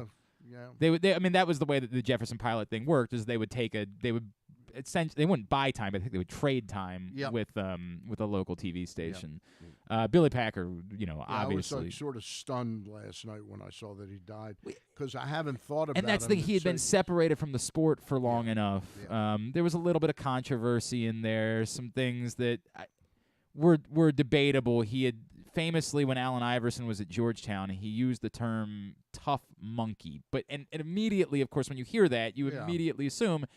Now, he attempted to say afterwards, like, that I really has nothing to do with him being black. I'm trying to describe kind of the way that he's moving. It's thoughtless, but not racist, right? Like, it's not. I'm not trying to use it as a derogatory term. It was a mistake for sure, no matter what. It's the type of thing that you have to think about in those moments and go out of your way to not say those types of things. And Billy Packer, as he got older, was kind of shifted out of some of the big college basketball coverage, and then, at that point kind of said, I don't, unlike some guys who would say, I'll take an assignment to go do something else, he just didn't feel any interest in doing that once he was moved off of the biggest games.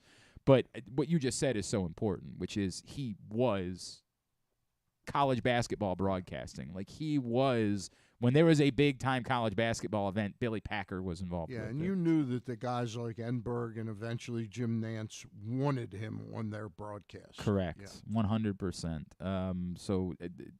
Of course, Billy's son Mark is still very involved in broadcasting. I like Mark a lot. He's a great guy. Have you had him on before? It's been a few years. It's funny, when I worked at XM, I got to know him a little bit, because he was doing a show there. Now he's sort of specifically ACC, so there's not a lot of reason for us to talk to Mark Packer. But I like Mark. Yeah. We ended up at a few events together, Army Navy games, things like that, and I got to hang out with Mark and really like him a lot. I've never met him. I never knew Billy, like, I think I had a conversation with Billy Packer at a young point in my career. I never, had a rapport or relationship whatsoever with him. But when I opened that card thanking me for sending him the Ekman piece, By the way, and the least surprising thing ever, that he would have an affinity for Charlie Ekman. Yeah. Like, that absolutely 1,000%. And he probably hadn't been asked about Charlie Ekman. You got the sense, like, nobody's asked me about in Charlie Fort Wayne Ekman or in 25 years. Right. Or something like no that. doubt about it.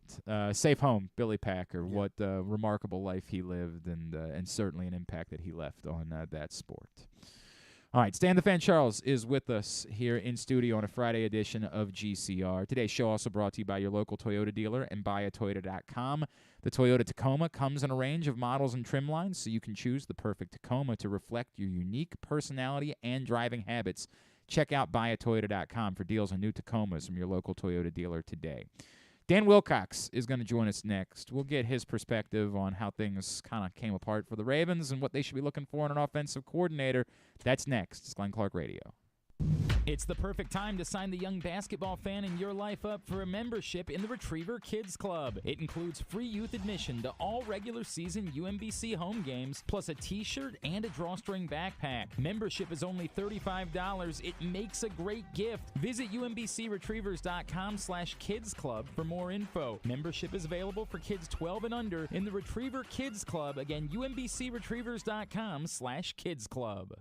The latest edition of Press Box is available now, and it's our annual Best Of issue. On the cover, we recognize Orioles catcher Adley Rutschman as our 2022 Mo Gabba Sports Person of the Year, and he sits down with us to discuss how his arrival in Baltimore was simultaneous with the Birds' turnaround. Also inside, we recognize the top people, performances, and moments of the year throughout the local sports scene. Press Box is available for free at over 500 area locations, including 60 Royal Farm stores, and you can always find the entire edition, as well as the best daily coverage of the Orioles, Ravens, and Terps at PressBoxOnline.com.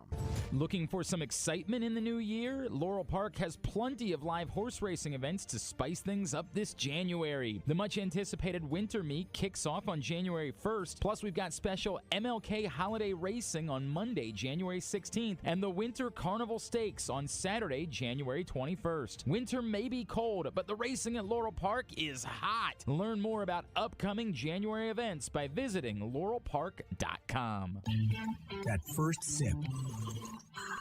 That first bite. Start your day off right with a delicious breakfast at Royal Farms. Choose from a fantastic selection of fresh Royal Farms breakfast sandwiches and top it off with a rich hot cup of the freshest coffee in the world. At Royal Farms, breakfast is available day and night. It's the freshest breakfast in the world.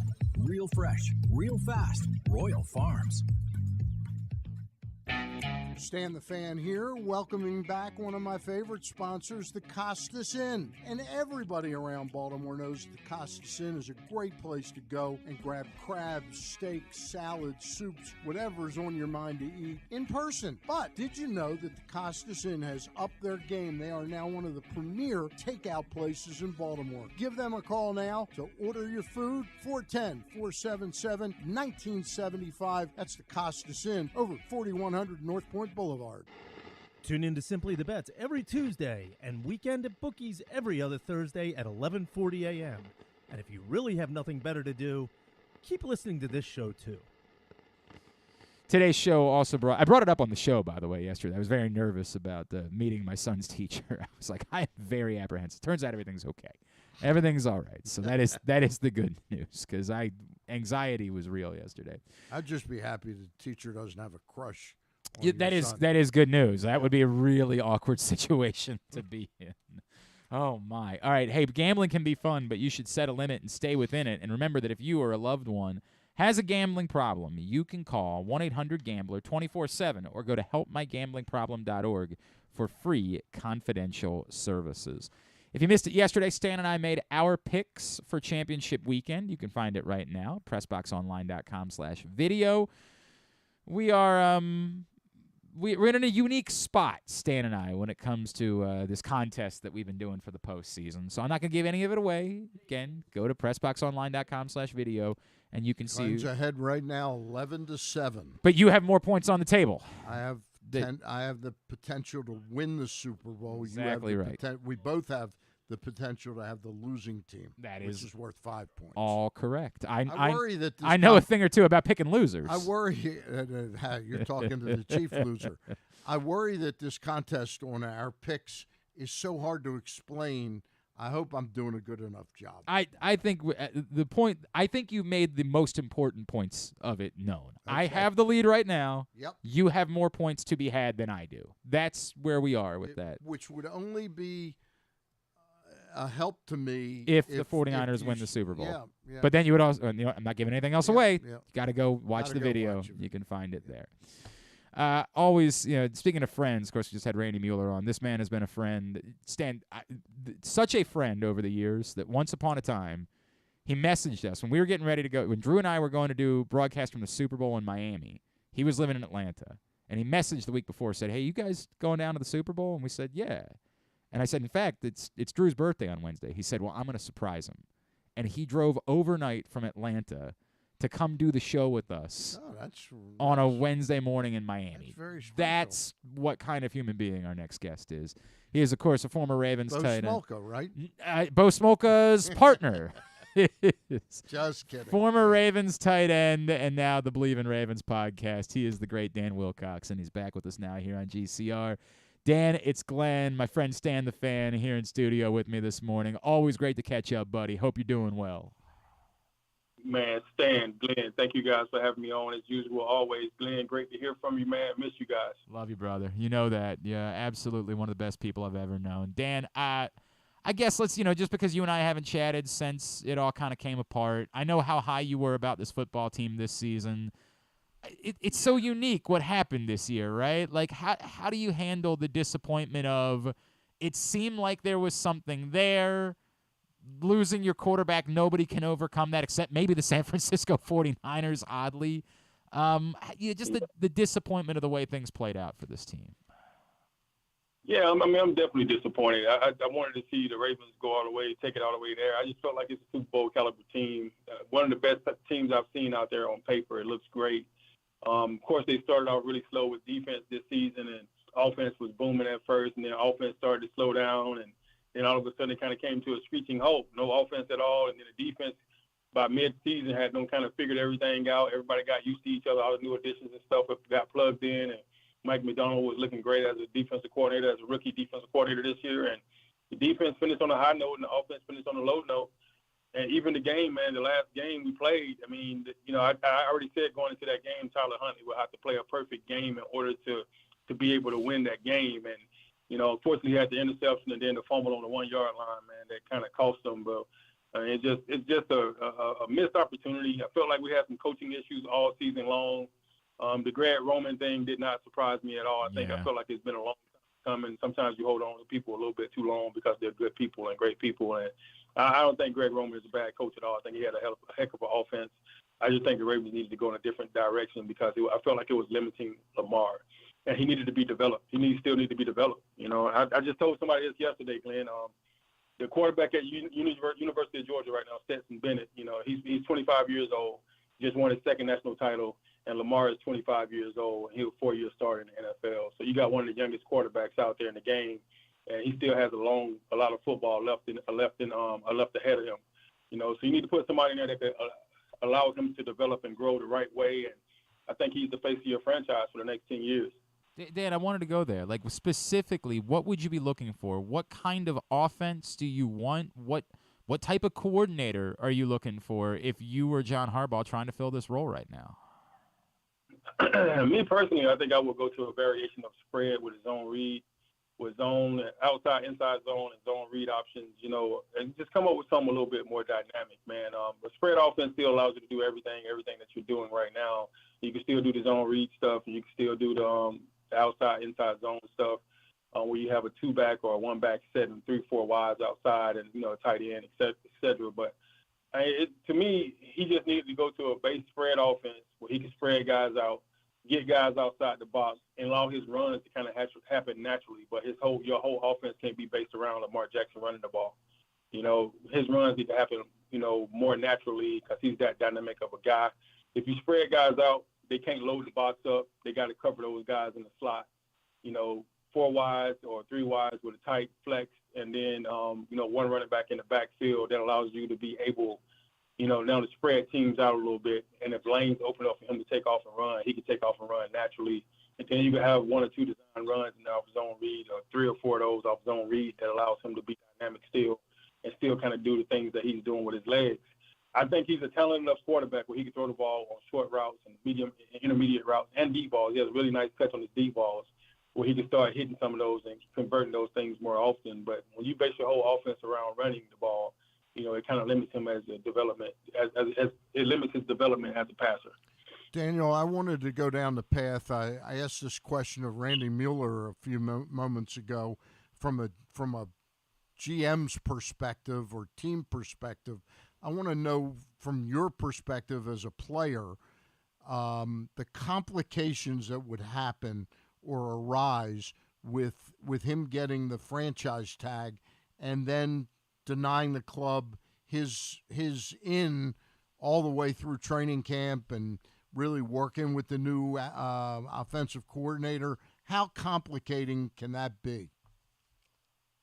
Okay, say that question one more time, Steve. All right, I know it was a little long-winded. I wanted to make sure I got it out. The complications that could arise if Lamar is tagged and then won't come to training camp or the off-season stuff, during the off-season stuff, and he doesn't show, and you got a new offensive coordinator. How complicating can that be for the team to be able to play at its maximum ability? Well, I don't think he'll hold out if he gets tagged. I just think they need to hurry up and tag him, if that's what you're going to do. Don't drag this thing out. If you're not going to give him the money that he wants, you already know what he wants because he came to the table and sat down with you last year. Right. So now you know what he wants. Either give him what he wants or franchise tag him right now. I don't think he would risk holding out once he gets tagged and, he get his $40 million or $45 million up front. I don't think he'll hold out. I really don't. I think he understands the dynamic of what it's going to take for this team to grow and get to the next level. So I think once they tagged him, if they did it early enough, then he will report to camp on time to do everything he got to do to learn a new offense. I was one of those guys that had to learn a new offense every single season for 9 seasons in the NFL. It wasn't fun, man. It wasn't fun. So it's a whole new language. It's like you're learning Spanish. Like you speak English predominantly, and then they put in Spanish. Now you got to learn Spanish, and once you get it, then all of a sudden now you got to learn French. Well, it's interesting. It's interesting to hear that perspective because Randy was kind of a different perspective. Right. You're sort of saying it behooves him to keep his value up by participating with the team and being able to play at his highest level. Absolutely. Plus, he's the quarterback. If he don't know what's going on, if he comes to camp late and he's behind everybody else, it's not a good feel for him. He don't feel it. I mean, he'll feel too much pressure. I think mentally in his mind, if he was to get the franchise tag, it wouldn't be something that he wants. But at the same time, he's going to get there as early as he can so he can do what he has to do in order to play. And the franchise tag isn't all that bad. It just doesn't give you any stability. If I get hurt this year, and it's the season and the injury, I have nothing guaranteed. I'm still putting my life on the line, for $40 million. So I'm, after taxes, $40 million is only 22, 23 mil. Most people like I can live. That's all Yeah, I need. I take it, Dan, for the record. But Dan, what people don't realize, is like Lamar Jackson is almost equivalent to like a Deion Sanders. You know, he can't just live anywhere. He can't just be anywhere. So you're gonna have to pay a premium dollars for security and for that focus of being able to have an elite neighborhood to stay in that's gated and his house is gated with probably security. You know, he just can't go live in some apartments or go live in any old regular suburb and think that he's gonna be safe. You know, people are gonna mess with him. And he's too much of a star, too much of a celebrity. He has star power. So yeah, he has to figure that thing out. Not to get too complicated on this. You realize the relationship isn't perfect right now. You know, some would say it's fractured, contentious. But what if the club franchised him and then paid the premium for an insurance policy? Would that help the player feel more warmly about the organization, that they're looking out for my long-term stability? It depends on what the insurance policy is. Yeah. You know, if the insurance policy is guaranteed me if I was to get hurt and I would never play again, I'm taking care of the rest of my life, you know, yeah, absolutely. Yeah. You know, that definitely makes me feel better. You know, why not? You know, and sometimes you got to come up with creative solutions for these things, you know. So, you know, if you give me 100, I think last year they offered them 130 guaranteed. Right. And when you got guys like Kyler Murray and Sean Watson getting 200 million guaranteed, you know, it's kind of a slap in the face, you know, especially when you feel like you're a better quarterback than those guys. So you definitely, it is fractured a little bit, but even fractures heal. He is Dan Wilcox. He's with us here. That is true. There's no doubt about it. Dan Wilcox with us here on GCR. Dan, everybody in Baltimore is hot and bothered about the idea of DeAndre Hopkins. You know, we were told earlier by Jeremy Fowler of ESPN it might really just be a third-round pick that could land you DeAndre Hopkins at this point. It would probably still be tough to do if the Ravens do have to pay Lamar on the franchise tag next year, but is he the answer that the Ravens are looking for? Is this the guy that you say, even if he's going past 30 years old, you say this is what you need? This is sort of the missing piece for what the Ravens have been trying to build offensively. Absolutely. I mean, I love D-Hop, you know. So ever since the video where he was going against the Redskins in training camp, he said, I fear God, homie. From that point on, I was a D-Hop fan, you know. When his guy your star receiver and he only fear God, you don't want to mess with him, you know. And to me, you need somebody that's going to get out there and give you a little bit of edge on offense, the same way you got a guy you brought in like Roquan Smith to give you a little edge on defense, you know. So you got to bring somebody like D-Hop in, man, that'll get these young receivers boiling and going and put that pressure on these DBs. I mean, you got elite DBs on the opposite side of the ball. They need that pressure. If they're going to get better, they need somebody that's going to put that pressure on them every day. If you can guard D-Hop out there with Bateman and all the rest of those guys, man, I think it changes the dynamics of the offense a little bit. Plus, it gives Lamar a little bit less, you know, worries about what he's going to do as far as getting rid of the ball. I mean, and look at this, for example. Like, Flacco's rookie year, you know, was my last season. Yep. We had Derek Mason on the outside. Derek Mason was a savvy vet. He was older. He was a 30-year-old guy, you know, and Mason was phenomenal. You know, one-on-one could nobody guard Mason. I don't care who you were DB-wise. We literally would go max protect. Everybody stayed in and protected Flacco and only did a one-man route with Mace for over half the season. And that got us enough where we was able to go get to the AFC Championship that year and put us in a situation where we had a chance to go play for the Super Bowl. You know, we literally would max protect. That means both tight ends, me, Heat would stay in and block. You know, McGahee would stay in and block. You know, Lorenzo Neal would stay in and block. Mark Clayton would have to stay in and block. We would motion him down, and he'd sit on the edge of the line to help chip.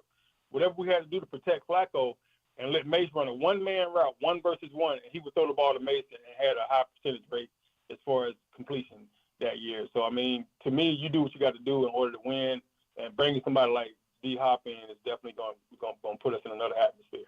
I mean, we're in utter agreement. The problem is I just don't know why there wouldn't be more teams that would want the exact same thing. Like, I'm just still struggling that he would be available for that cheaper price because he's literally DeAndre Hopkins, and I just can't fathom why more people wouldn't want him. What's your gut tell you about this weekend? 2 really good games. The Vegas thinks they're very close match games. What's your gut tell you about how these title games play out this weekend? All right, tell me the 2 teams that are playing the 2 teams real quick, Glenn. Tell me. So I know San Fran's in. I know Philly's in. San Fran and Philly and Kansas City, Cincinnati.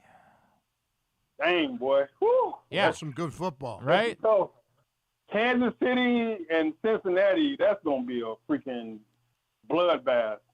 To me, that game, you're gonna have to get ejected. You're gonna have to get somebody to get ejected that game. Somebody's gonna have to get kicked out that game, and there's gonna have to be a situation where you're trying to set the standard. You're gonna have to tell one of your guys, like, hey, if they send Jamar Chase or T. Higgins across the middle, you got to take them out. You got to take them out. You got to set the standard. And then on the Kansas City side, on the Cincinnati side, man, hey, we're gonna take the 15-yard penalty. We're gonna set the tone. You just got to let people know that you're not coming across the middle. You don't get anything easy today. You know, he come, take the penalty. We'll take the 15-yard or we'll take the ejection. Period. Daniel just explained how I could still lose on the DraftKings offer. DraftKings is offering, if you bet $5 on the quarterback, one of the two starting throwing more than 1 yard. Throwing more than 1 yard, you win $150. But Dan Wilcox one is gets just ejected, correct, and one gets hurt. Correct. Before they gain a yard. He is. I'm telling you right. Man, it's the only way. It's like you have to. In these type of games, you have to set the tempo. You have to set the mindset that we're not giving you nothing cheap. It's going to be a long game today, and you're going to have to earn everything you get. You got to be physical at the line of scrimmage. Your DBs got to be ready to just rob and steal every freaking thing. They got to be physical on these receivers early on in the game, and get their hands on them early, be physical, slap them upside the head once or twice. Everything that you can do illegal and get away with it, do it. So they say if you ain't cheating, you ain't trying. So, by the way, this sounds like a Ravens-Steelers game from years ago, which brings me. That's I want exactly what it needs to be. I want to leave you with this, Dan, because you were on the team, if I remember correctly, when it happened. There are a lot of, it's mock draft season, and a lot of the so-called experts have mocked one player to the Baltimore Ravens at number 23. And I'm wondering how it would make this city respond if Joey Porter Jr. was drafted by the Baltimore Ravens. Do you feel like Joey Porter Jr. could be a Baltimore Raven? Absolutely, man. Joey Porter was always a Raven. Even though he had on the black and gold in Pittsburgh and the Steelers, man, he was always a Raven at heart. He was our type of player, just like James Harrison. But I'll never be able to forgive him. I'll never be able to forgive him what he did to Todd Heap, my friend. I'll never be able to forgive that. Just told me to go back. Yeah, I'll never be able to forgive him what he did to Todd Heap either. But still, at the point of the matter was, if he was a Raven, you would have felt good about that play. That probably is true. If there was a Raven doing that to a Steeler, you'd be like, yeah, he's a Raven for life. Oh, So to me, James Harrison, James Farrier, Joey Porter, all those guys were Ravens. They were Raven-type players. Those Steeler players, they could have came up here and played for us, man, and we would have loved them just the same because they got that same mentality we got. It's a grudge match. Man. So you got I give respect to a lot of the Steeler players. James Harrison is a good friend of mine. He was teammates with me over in Germany when I played in NFL Europe. And he came back. They actually released James to sign me. Probably one of the biggest mistakes the Ravens ever made. But, James, man, I love James to death, and you couldn't tell me that he wouldn't have been the guy that you guys would have fell in love with if he was a Raven. I actually brought that up the other day when we were talking about hated Ravens. My producer, he's a little bit younger. He was like, what about James Harrison? I said, no, we actually kind of respected James Harrison around here. Yeah. We were really just disappointed the Ravens let him go, honestly. It's the way we feel about it. And then, people say all the time, they let James Harrison go to bring you in. They let James Harrison go because they had dope linebackers already. They already had Terrell Suggs, Art Scott, and Ray. They had really, really dope Jarrett Johnsons. They had dope linebackers already. They let him go because they was comfortable with the guys that they had, but they needed a tight end. So they let him go to bring in me, and they kept the rest of the linebackers they had at the time. Yeah. And unfortunately for James, he didn't get a chance to stay healthy long enough over in Germany to really show the Ravens that he was legit good. He got hurt. He ended up he left Germany early to come back to the States because he got injured. He was allocated by the Ravens, so they didn't get a chance to I think they only saw him play 2 games before he ended up back home. What could have been? To your point, the Ravens definitely had good linebackers. There's no debate about that. Absolutely. At Coach Wilcox on Twitter is how you follow him. Of course, the Believe in Ravens podcast with he and our friend Bo Smolka. Dan, love you, brother. Always good talking with you. Let's do it again soon, all right? Absolutely, Glenn. Stan, thank you guys, man. I really appreciate you guys. Glenn, you see Drew, tell him I said what's popping. I will do that for sure. I know he would say the exact same. Guys. All right, buddy. Man, I'm coming up for the beach bash this summer, man. Awesome. So hopefully we'll get to see you together. guys Yes, let's make that happen. We'll plug in. That's awesome. I look forward to that, man. Thank you, Dan. Yep, in June. Now, don't put it on your schedule, Glenn. Go hit Ocean City with Dan Wilcox, man. That'll be a time. I'm looking forward to that. Let's do it. All right, buddy. Let's do it. We'll see you. All right. Dan Wilcox with us here on GCO. I love that guy. Interesting, and I should have reacted to what Randy Mueller said when you asked him about. Like, that was, to me, a really interesting perspective about it's not as big of a deal as you're making it out to be. Yeah. Like, that. And then to hear the difference of opinion from Right. a former player that's saying, no, he'll participate. He won't want to be. I feel like at this point, the Players Association would say, even if you want to, you can't. Like, you have to, because the Players Association is trying to fight franchise tags tooth and nail. I feel like there has been some pressure that has come down from the Players Association. Maybe not that you have to hold out for the entirety of it, Right. but you have to make some sort of statement. You have to say something to penalize them for using the tag because we're trying to fight the existence of the tag. Yep. But I get what Dan's trying to say, which is, like, you get your $40 million and you still want to get a contract after this. You don't want to put yourself in a spot where you look worse in the process and where it hurts you long term because of it. What do you think of my idea of playing? I don't know what the rules are for that. Is the only thing on presented surface value surface level makes all the sense in the world, right? Like that. If you're going to go what this, you do is maybe you would insure up to the level that would have compensated them the guaranteed money. Yes.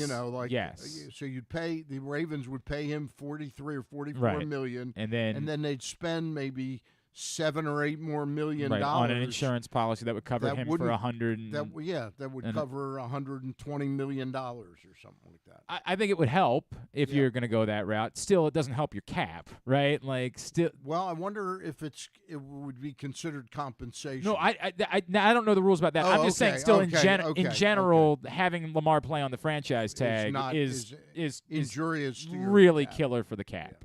It's just really killer for the cap to have it all soaked up at one time. I don't know what happened to my phone. Can you pass Griffin our buddy Heisty's phone number so he can try to give him a call? I have no idea where my phone is this morning. Hopefully I didn't leave it over at 105.7 The Fan when I stopped by this morning. I hope I still have it somewhere, either in here or in my car or something like that. Not right now, but like after the show, I might have you give me a call.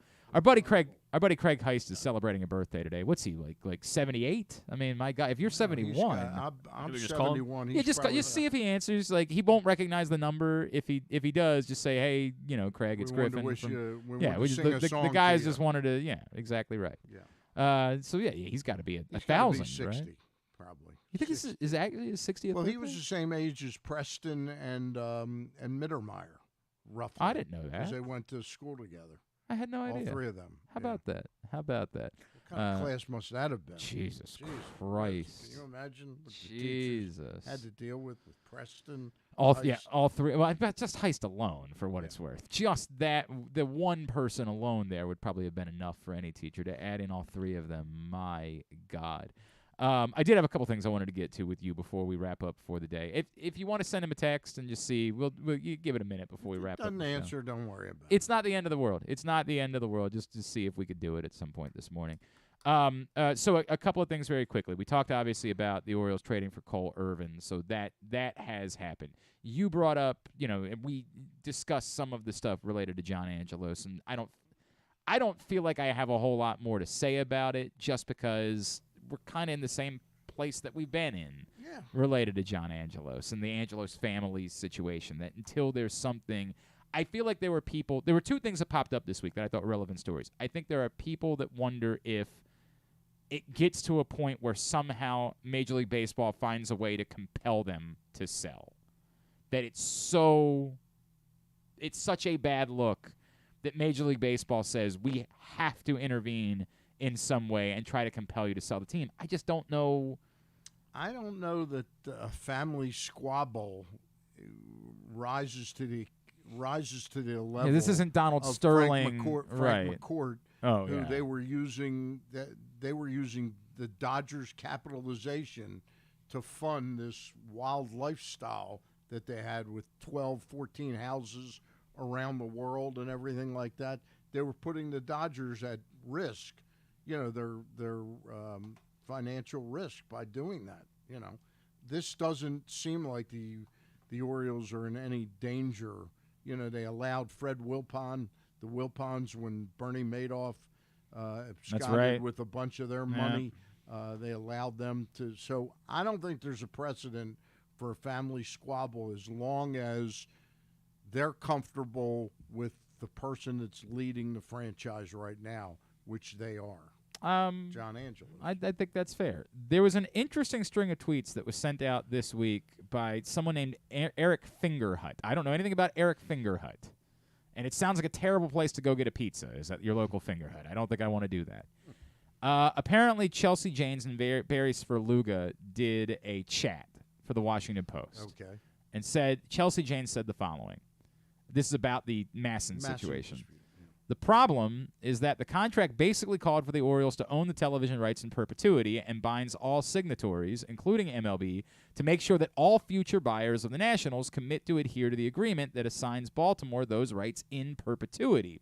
In retrospect, I think just about everyone in baseball thinks the agreement was absurd. But now, what we are hearing from MLB is that Manfred and company do not believe they have cause to rip it all up and start over, which is something the Orioles would obviously rather not have happen because of the way the agreement benefits them.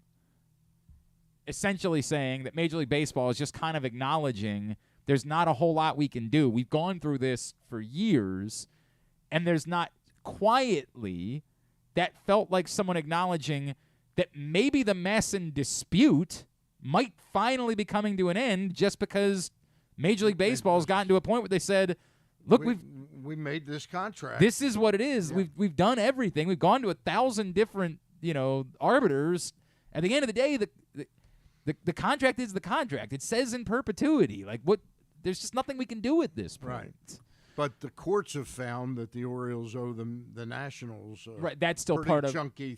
Because as part of the agreement, they were, obviously supposed to be paying the Nationals. I think the way this works out eventually, and it would be great to get like a Marty Conway on to talk about this or something, somebody like that, is that somehow the $100 million that the Orioles supposedly owe the Nationals sort of magically goes away, or a large chunk of it. Okay. And the deal becomes that Masson exists and Ted Leonsis is able to open up his own regional sports network.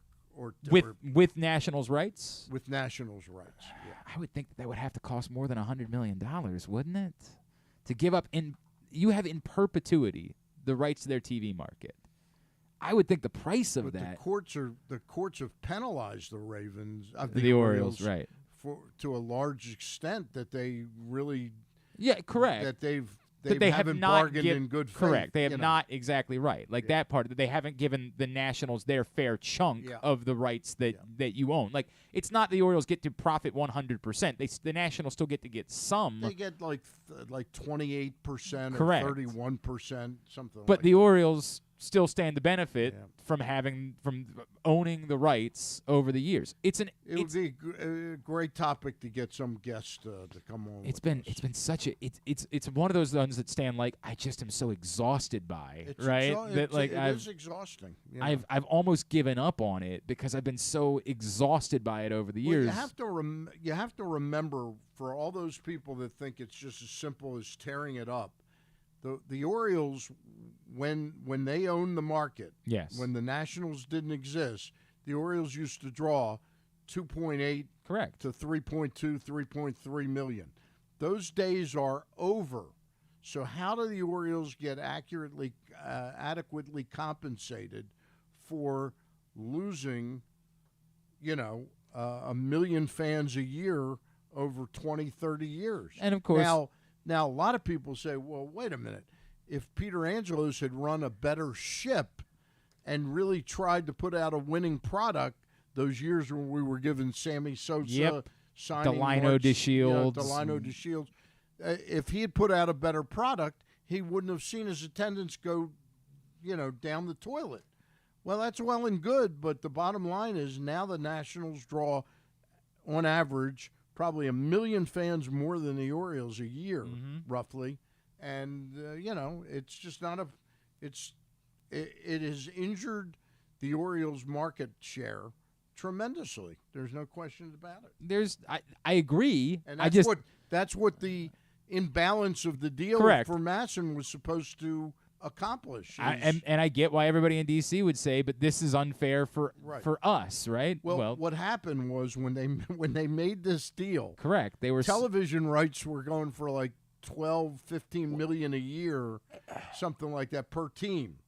And then suddenly the Texas Rangers went to 80 million. Massive boom. And it is a massive boom that hadn't been and it's been brought up by a few people, like, does the contract also cover streaming rights? Because at some point in the next few years, cable is gonna die. Right. Like, it's going to I'm not saying the next 2-3 years. Right. But over the next decade. Probably even before you're gone, Stan. Yeah. Like, probably even, like, we're not even talking about, like, in my life. I'm not going anywhere. Stan is going to be. I'm saying, Never heard anybody say it quite that way. But you know what I mean, right? Yes, like, I'm not saying 50 years down the road. Right. I'm saying at some point in the next 10 to 15 years, cable is going to die entirely. Right. And when it does, the contract, I'm assuming, that was written in perpetuity didn't touch on streaming. Right. So, correct. Like, what does that mean? Can the Major League Baseball's out be, look, when we get away from cable, this is no longer, an issue. Correct. Like, I don't know. I don't have those answers.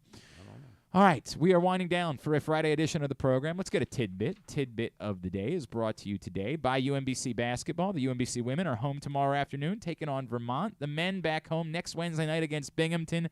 Get your tickets by going to umbcretrievers.com. And wouldn't you know it, lacrosse season is literally just around the corner. In fact, we're going to do our annual lacrosse preview show next Tuesday with all of the area coaches, but start thinking about UMBC lacrosse, getting out to check out the Retrievers. They've got a lot of local rivalry games. Towson's coming to UMBC this year, so you want to get your tickets for those as well, umbcretrievers.com. I got a Santi Aldama. I love me some Santi Aldama. Yeah, so this is him and his teammate Jaron Jackson Jr. for the Grizzlies are doing something that has not been done for over 20 years, if they're able to sustain this across the full season. Parker Fleming from Grizzly Bear Blues, SB Nation. I read it all the time. Yeah, That's where I get most of my He pointed this all my out. stuff from Grizzly Bear Blues. He pointed this out, but among players that have played 500-plus minutes and are 6'11" or taller, Jaron Jackson Jr.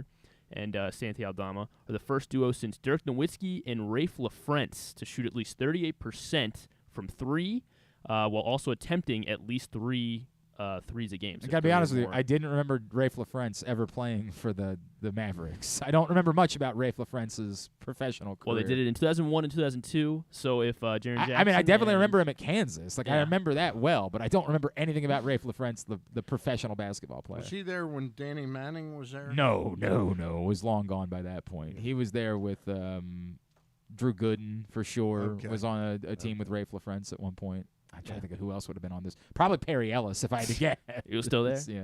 No, he was. That was just like his red shirt freshman. Correct. Santi is 38.2% from three on 3.5 attempts a game. Jaron Jackson 38.5% on 4 attempts a game. He's just a hell of a player, man. Like, it was such a joy to watch him play at Loyola. We wish he could have gotten another year out of it, but he was clearly good enough to be a first-round pick in the NBA draft. And then, so this one also, so Mike Evans, it's kind of older from the NFL season, but I made it Ravens related. So Mike Evans had a 3-touchdown game late in December for the Bucs. That was his 3rd such game with 3 receiving touchdowns. And he now has 3 of the 6 touchdowns, 3 of the 6 games of Buccaneers receivers in history. So he has half the. You asking me to name what other? No. I was like, I was gonna make it Ravens related. So I wanted to see if you can name all the Ravens receivers who have had 3 touchdowns, 3 receiving specifically touchdowns. wide receivers. Yes. Well, I know in a game, or I guess. Yeah, they're all wide receivers. Right. They had 3 receiving touchdowns in a game. Mm-hmm. And how many of them are there? There are 5. Okay, well, I know 2 immediately. Mm-hmm. Kadri Ismail absolutely did it against Pittsburgh. He did it, if I remember correctly, in 1 quarter. Sure. I trust your memory. I'm almost certain that he did it all in the 3rd quarter against the Pittsburgh 258 Steelers. It was 6 catches for And Michael Jackson. Michael Jackson did do it in 1996 against the Houston Oilers. Now I'm going to struggle with it. I believe Torrey did it against the Rams. That is correct. He did it against the St. Louis Rams in 2011. How about Derek Mason? Derek Mason did not do this. So how about what's the little guy that played for Peyton Manning too? Brandon Stokely? Brandon Stokely. Not Brandon Stokely. I don't remember that happening. Did in one of those crazy games did Hollywood Brown end up having 3? He did not. Okay. He did not. There's so many of those, right? Yeah. Like the Dolphins game that one year. Yeah. Stephen Smith? No, not Steve Smith. Derek Alexander. Not Derek Alexander. Now I'm just guessing, guys, because Yeah, I got that's what I'm- Mark Clayton. Not Mark Clayton. Let me give you the years of Yeah. these two. How many are we missing? 2. Two. We're missing Two 2 more. Missing 2. Yeah. One guy did it in. And they had to be wide receivers, right? Yeah. Yes. Yeah. Well, they both happen to be wide receivers. Right. You didn't give me the year. No, I didn't give you the year yet. But you I said you were wouldn't going to say- give me the year. Well, I thought you had No, one. you said you were going one to was give the year. 2010. One was 2003. 2003 one was Hang on a second. extremely random. He had 1 year with the Ravens. 2010 Ravens. The 2010 Ravens. So it wasn't. Would that have been Dante Stallworth? Not Dante Stallworth. Would that have been? He was. Shut up. Oh, Anquan Bolden. Anquan Bolden. Yeah. Yes, Was did it? Was it against the Cardinals? No, it was against the Browns. He had a mass. Oh, I absolutely remember September that. September 2010. I do absolutely remember that Good game. memory. Well, he also had a huge game in the second. I remember they were getting their asses handed to them at the half against the Cardinals in a game, and he lit them up. Like went in at halftime and just unloaded. And then they had to come back. So this guy and played win the one game. season, 2003, with the Ravens. 2003. That wouldn't have been Kevin Johnson, No. would it have? His nephew is currently a Raven. His nephew is currently a Raven. Not Patrick Johnson. Mm-mm. Nephew is currently who's? So who they am I- share a last name. Shut up! All right, sorry. Shut up, you! They share a last name. Shut up! Nephew is currently a Raven, and was a 2003 Raven. Is DeMarcus Robinson Marcus Robinson's nephew, and That I is just correct. didn't know that somehow? Yeah. I Marcus really didn't Robinson know had that. 3 touchdowns. I in really 2003. didn't. Was it the Yeah. Seattle game? Was it when they came from behind? Yes. I Yes, should it have. was. I should have thought of that. Seattle Was game. Didn't even remember. Anthony Wright legendary comeback where they got 4 touchdowns. Remember, for DeMarcus. famously in that For game, Marcus they got Robinson. I should have remembered. They got a free timeout, or else they would have never gotten the ball back at the end to go win the game. So that was sort of the famous. It was a mistake. They stopped the clock when they weren't supposed to. Famously in that game, thrilling comeback for the Ravens against the Seahawks. All right, very good, very good. Yeah. Heisty got back to me. He said he's in studio right now, so he cannot I take don't a know. call. I didn't know he had a job. Yeah. And I'm kidding. I love. Got probably I love 13 jobs. Correct. He works for everybody. Love Heist. Tell him we said happy birthday. All right, I will. All right. Tell him we said that. Let's get a tidbit. Or we just did tidbit. Let's get Tubular. Tubular is brought to you by the print issue of Pressbox, which is available right now. Adley Rutschman, our Mogabba Sports Person of the Year, is on the cover. And only a couple more weeks for this one on newsstands, Stan, until our next issue hits. But obviously a very popular one, our best of issue for 2022. You can go get it for free right now at your neighborhood Royal Farms, any of the hundreds of locations around town where you find Pressbox. Read it all at PressBoxOnline.com. Here's what's coming up this weekend. Nothing really tonight. Hoops tomorrow. Big Ten Network, Nebraska, Maryland at 4:30. NBC Sports Washington, William and Mary and Towson at 4. Why are they playing at 4? I don't like that. I want to take my Prime kids time. to a game. I might take them to Loyola tomorrow because they host Bucknell at 1 o'clock on ESPN. Plus, UMBC's. You do both. I could, but kids don't. That's not really an option. You're not Like, telling you me gotta- they're diehard basketball fans? They are over there? diehard basketball fans. They love to do it, but you eat dinner, things like that. Like you got to. They don't know that Towson's on a 5-game win streak, Shut or- up. UMBC Vermont 1 o'clock. That is a big one, obviously tomorrow 1 o'clock on ESPN Plus. Navy hosts American at 2. Morgan's at Delaware State at 4. Coppin's at UMES, which suddenly UMES is a real thing. That's at 4 o'clock tomorrow as well. Overnight tonight, the Australian Open Women's Final, 3 a.m. on ESPN. Arina Sabalenka and Elena Rybakina. Again, 3 a.m. for the Australian Open Women's Final. A lot of good. It's the SEC Big 12 thing this weekend, so a lot of good non-conference college hoops matchups on ESPN throughout the day tomorrow as well. And of course, the WWE Royal Rumble. Stan never misses that. That's tomorrow night at 8 on Peacock. On Sunday, NFC Championship game at 3 on Fox, 49ers and Eagles. AFC Championship game at 6:30 on CBS, Bengals, Chiefs. The Australian Open men's final is at 3:30 a.m. on Sunday or overnight Saturday. Did you get the bet in? I did not put the You bet in. dummy. Yeah. You big dummy. You would have felt nervous after there were 12 games in the first set. You would have been like, oh, no. Ease from there as Novak Djokovic defeated Tommy Paul 7-5, 6-1, 6-2. And so it'll be Djokovic and Tsitsipas in the Australian Open final on Sunday morning. Everything else you can find at glennclarkradio.com. Anything non-sports-wise that stands out. Michael B. Jordan on Saturday Night Live. Michael B. Jordan on Saturday Night Live, along with Lil Baby as a musical guest. That's right. And Shrinking, the Apple TV Plus show with Jason right. Segel. Yeah. Brett Goldstein's in it, and then Harrison Ford has a big part. I'm not sure what Harrison Ford's role is, but he just shows up, and he's got a big part in it, though. Harrison Ford in Shrinking. Right. You People movie comes out on Netflix. It's got Eddie Murphy, Jonah Hill, Lauren London. Looks pretty good. So Jonah Hill starts dating Lauren London. Yeah. And her parents are like, you're dating a white guy? Right. And Eddie Murphy's his one of family's very Jewish, right? Yes, yeah. Like I did see that. It Yeah. actually Julia Louis-Dreyfus is it does look pretty good actually. It did look. Of course, new episode of Last of Us on Sunday night on HBO, and MILF Manor on Sunday night as well. They never miss MILF Manor. That is an important one. All right, very good. Everything else, glennclarkradio.com. Stan the Fan, you will be on with the boys tomorrow morning. Yes, I will. The Bat Around, 10 to noon, with Paul Valley and Zach Goodman. Absolutely. And, of course, Monday nights. Monday night, 6 o'clock. We're waiting word on who we're going to get. You and Ross Grimsley. Appreciate you as always. All right. At Stan the Fan on Good Twitter to see you. is Glad how you follow. Survived the My trip of a my lifetime wallet for your did not, kids. but I indeed did survive. And if you have any work around the house that needs to be done, please let me know for a minimal fee. I am available for hire, and my back is almost functional, so I've got that going for me, which is nice.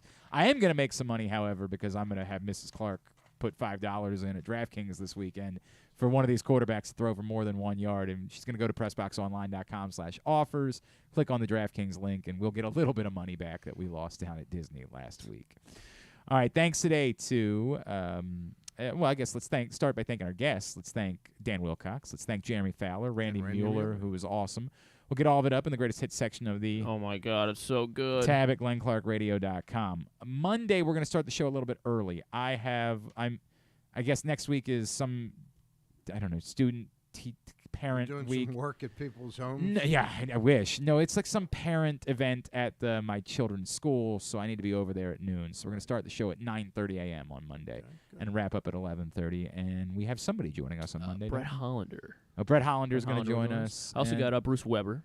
Former Illinois and Kansas State coach Bruce Weber, who's now with the Big Ten Network. He does a good He does job. a very good job. Very excited. Yep. Very happy. Absolutely. I will look for, and that was always kind of his style on the sideline too. He was he was emotive, Bruce Weber. So look forward to catching up with him and talking some Terps on Monday as well. All right. Thanks, everybody at PressBox. All of our great sponsors and partners, including the Baltimore County Police Department, Problem Gambling, Royal Farms, Costas Inn, Maryland Jockey Club, Grade 8's Memorabilia, Maryland Vascular Specialists, UMBC Athletics, your local Toyota dealer, buyatoyota.com. Thanks to Griffin at Griffin_Bass. Follow us Twitter, Instagram, and TikTok at Glenn Clark Radio. Have a great weekend. Go all the local teams. Duke sucks.